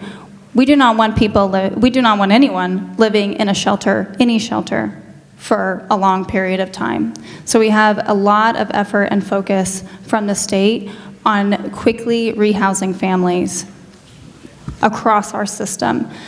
The goal is to reduce the number of people that are in shelter broadly across our system, including this site. And so that is why we're so focused on this 6 to 12 month timeline, is so that we can move families quickly through the site, stabilize our system, deal with the sort of current capacity constraints that we are facing, and move towards a more stable system where families are able to move out of shelter and into housing. So the plan is 6 to 12 months. As we've noted, we have closed other sites. When we closed, for example, just a few days ago, in May, seems like a long time ago, but it was at the end of May when we closed the Roxbury site. We spent 2 months developing a plan to transition all of those families into other locations and other sites and into stable housing and all of that during that time. So we will continue to work on that timeline to make sure that we can meet that 6 to 12 month timeline. Okay, thank you. And I want to thank you all for being here. I understand you're trying your best, and this is not easy, but thank you. I just have one follow-up question real quick. I just hope you were listening a little more intently and carefully than I think you were, because you just mentioned putting kids on playgrounds and putting them out in soccer fields. And I mentioned we need an environmental impact statement. You don't know if that soil's contaminated or not. So I'm going to give you a quick update. I just got preliminary results just tonight from the Board of Health on the water sampling for this month. Remember I told you I had 2022, 2023, 2021, 22. The numbers just came in for 2023. It's 4 parts per billion now. It's doubled again. Before you put one family in there, I think you better be very sure of what they're drinking, what the water is like, mercury contamination, or any contamination in the soil. You need a full environmental impact study. Okay. And it should be done before any family goes in there and is subjected to the environment there, or we're all going to be, especially you guys, in trouble. Thank you. Thank you. I just want to, I think we're at time. I see 3 people in line. I'm going to allow these 3 questions, and then I think that's enough for tonight. Okay. Thank you, Lauren Vivas, Berkshire Street. I just want to reiterate the point that somebody made about really considering pushing the timeline off on this. You say mid-June. You don't have a lot of answers to a lot of the questions. And my biggest concern here that we're not really allowed to talk about is the educational piece. It is fully unacceptable to not have a plan in place for how these children are going to be educated and to plan to bring them in here within the next 2 weeks. You cannot bring them here and then create the plan later, because what happens when there is not a solution?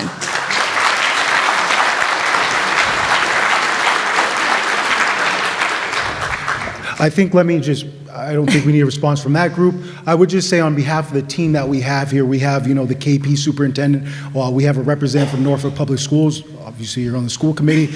I think we've had successive meetings about education. We wanted to give, education is a priority for the board, it is for the school committee, and for the community. We've heard education is a priority, so we wanted to have a specific meeting for education. We met collaboratively as a team, and we decided, because Ingrid wouldn't be able to be here tonight, we wanted to give enough time to focus on education. So we're working diligently to have some education responses and give it its own separate form. I understand there's been a lot of work going on. My concern is what happens when the kids are here, put into this shelter, and there's no good solution for the coming school year. It's definitely a concern. Believe me, we have to suck it we've up. mentioned it several times. It's definitely a concern. We are working diligently. But then we can't push that timeline back once they're here. That's the problem. So we agree. A plan needs to be in place. It needs to be shared with everybody. We agree. Whether we agree with it or not, there needs to be a plan in place. And it's unacceptable that it is not there, and it's not there for us to see. Thank you. Absolutely agree.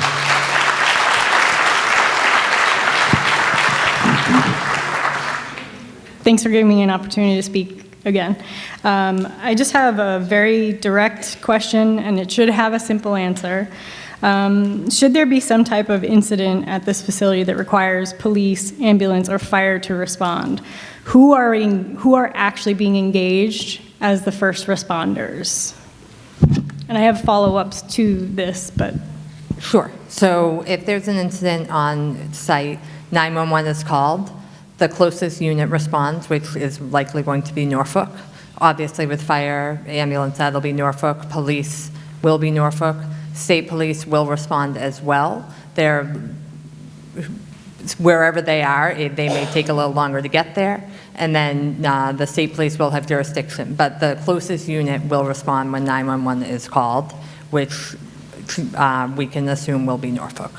And so with a follow-up to that, are the authorities allowed to take these specific individuals into police custody?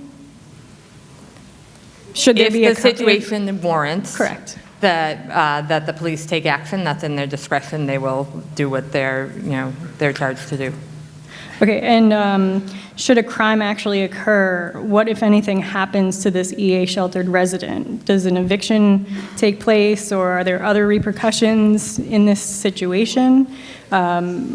I understand, based on the rules of the hotel/motel, I don't know the differences between the hotel-motel compared to our newly state-run facility. The staff in DHCD, or your new acronym,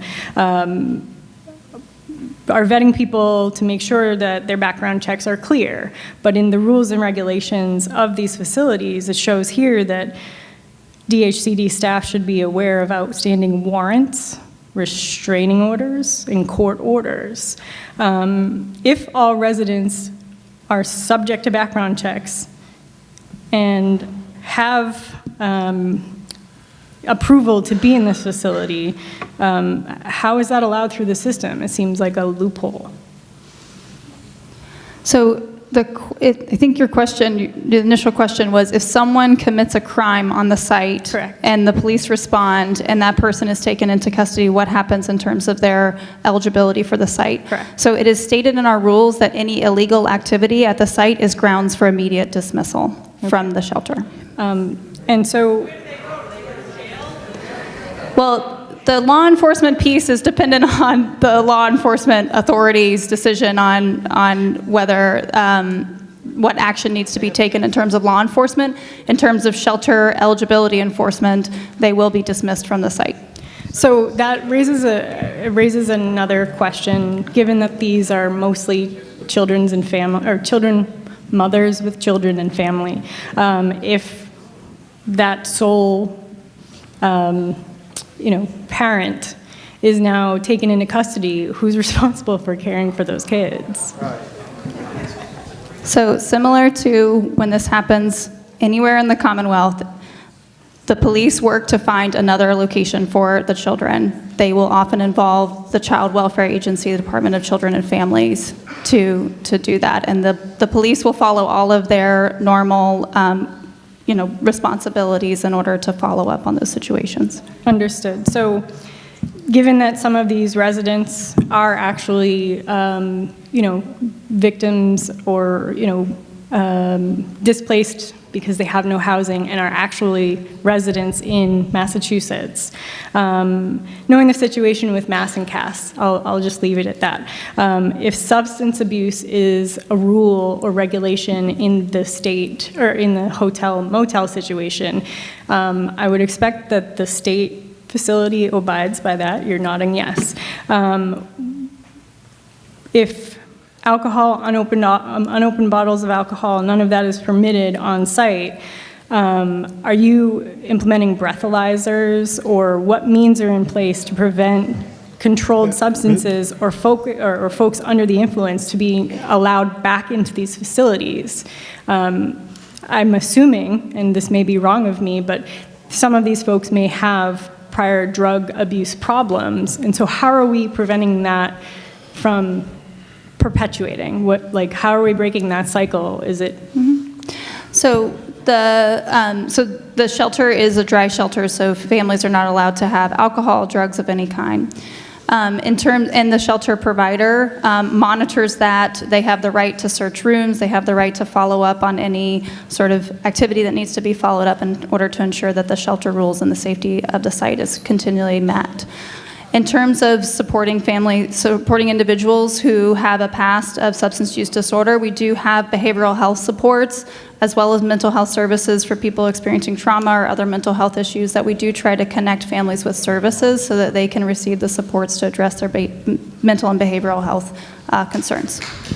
So I guess. Exactly. Let me let this gentleman ask his question. If you have any additional questions, why don't you send it to me? Absolutely. I will forward it along to Tyler. I'll ask them to do it. And one adjustment we'll do on the town end, if there are residential questions that we haven't been able to get to, if we are able to get some direct responses, we'll put it on our website. And I'm encouraging everyone to subscribe to that website so you'll know when it's updated with information. Sure, I appreciate that. Yeah, Thank no you. problem. Thank you. Hi, quick question, but I think a relevant one, which is, there's been a lot of kind of ambiguous answers to questions people are asking. I think they're looking for some detail from all of you. And I feel like the feeling in the room is that we have to go digging for information. It's not being presented to us. And you can't roll something like this out without a very detailed project plan in place, program plan, project plan, whatever it might be. But I would hope that when you come here the next time, before this rolls out and goes live, that you can show us that on that screen and allow us to see what the plan is so that we can ask relevant questions with detail and not have to go fishing for information. Can that be provided?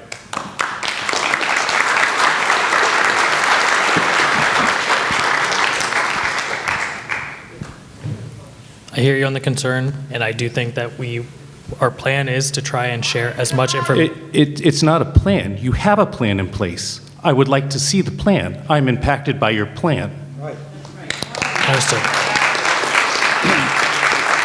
You can't tell me there's not a document or a slide deck or something that outlines in very detailed order what the plan is. I hear you, and we will work with the town. We'll work with the select board. We do want to make sure these questions are answered, and we do want to make sure we do so prior to the... But I'm not asking a question. I'm asking to see the plan. Understood. And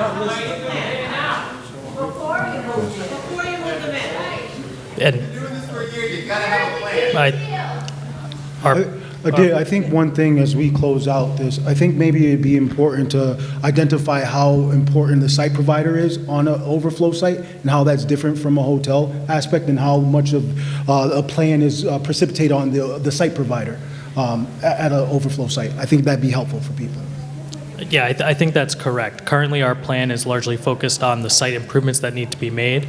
As we've now identified Heading Home as the provider, we're working with them, we're working with local officials to finalize the details necessary to run the site, and our plan is to share that information. But you're moving people in 2 weeks. The plan is not being drafted. The plan is in place. You're moving people in 2 weeks. Why can't we see the plan? The site provider, and I don't want to speak for the state, but I found this information today.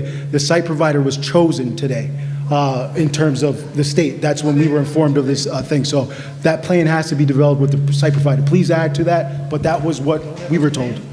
I'm just wondering if you could clarify what specifically you are looking for with the plan, because I might be able to answer specific questions. What you have, anything. We have to go fishing for information is my point. You have to have something that outlines a project plan, a program charter, some form of documentation that outlines what you're going to do, what the steps are, whatever it is, at that facility and how it's going to impact the people of Norfolk. You have to have done an assessment on this. If you didn't, then just tell us. Yeah, but I want to see what you did. We have a document that love to see I can provide you with the EA guidelines, which outline how our program operates from everywhere from when but a family specific to Norfolk. I don't want a comes, general document. I want how is it specific to Norfolk? The assessment you did on the facility, how it's going to impact the town, the school, all of it. It's just transparency I'm looking for.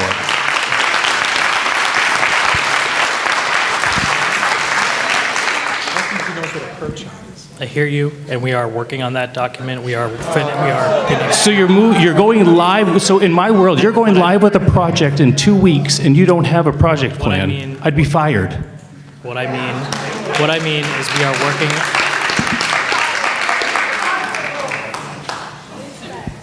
What I mean is that we are working on the collection of documents that I think you are seeking to answer the questions that you are asking. And our plan is to share that. And So we are when? trying to work with the town. When?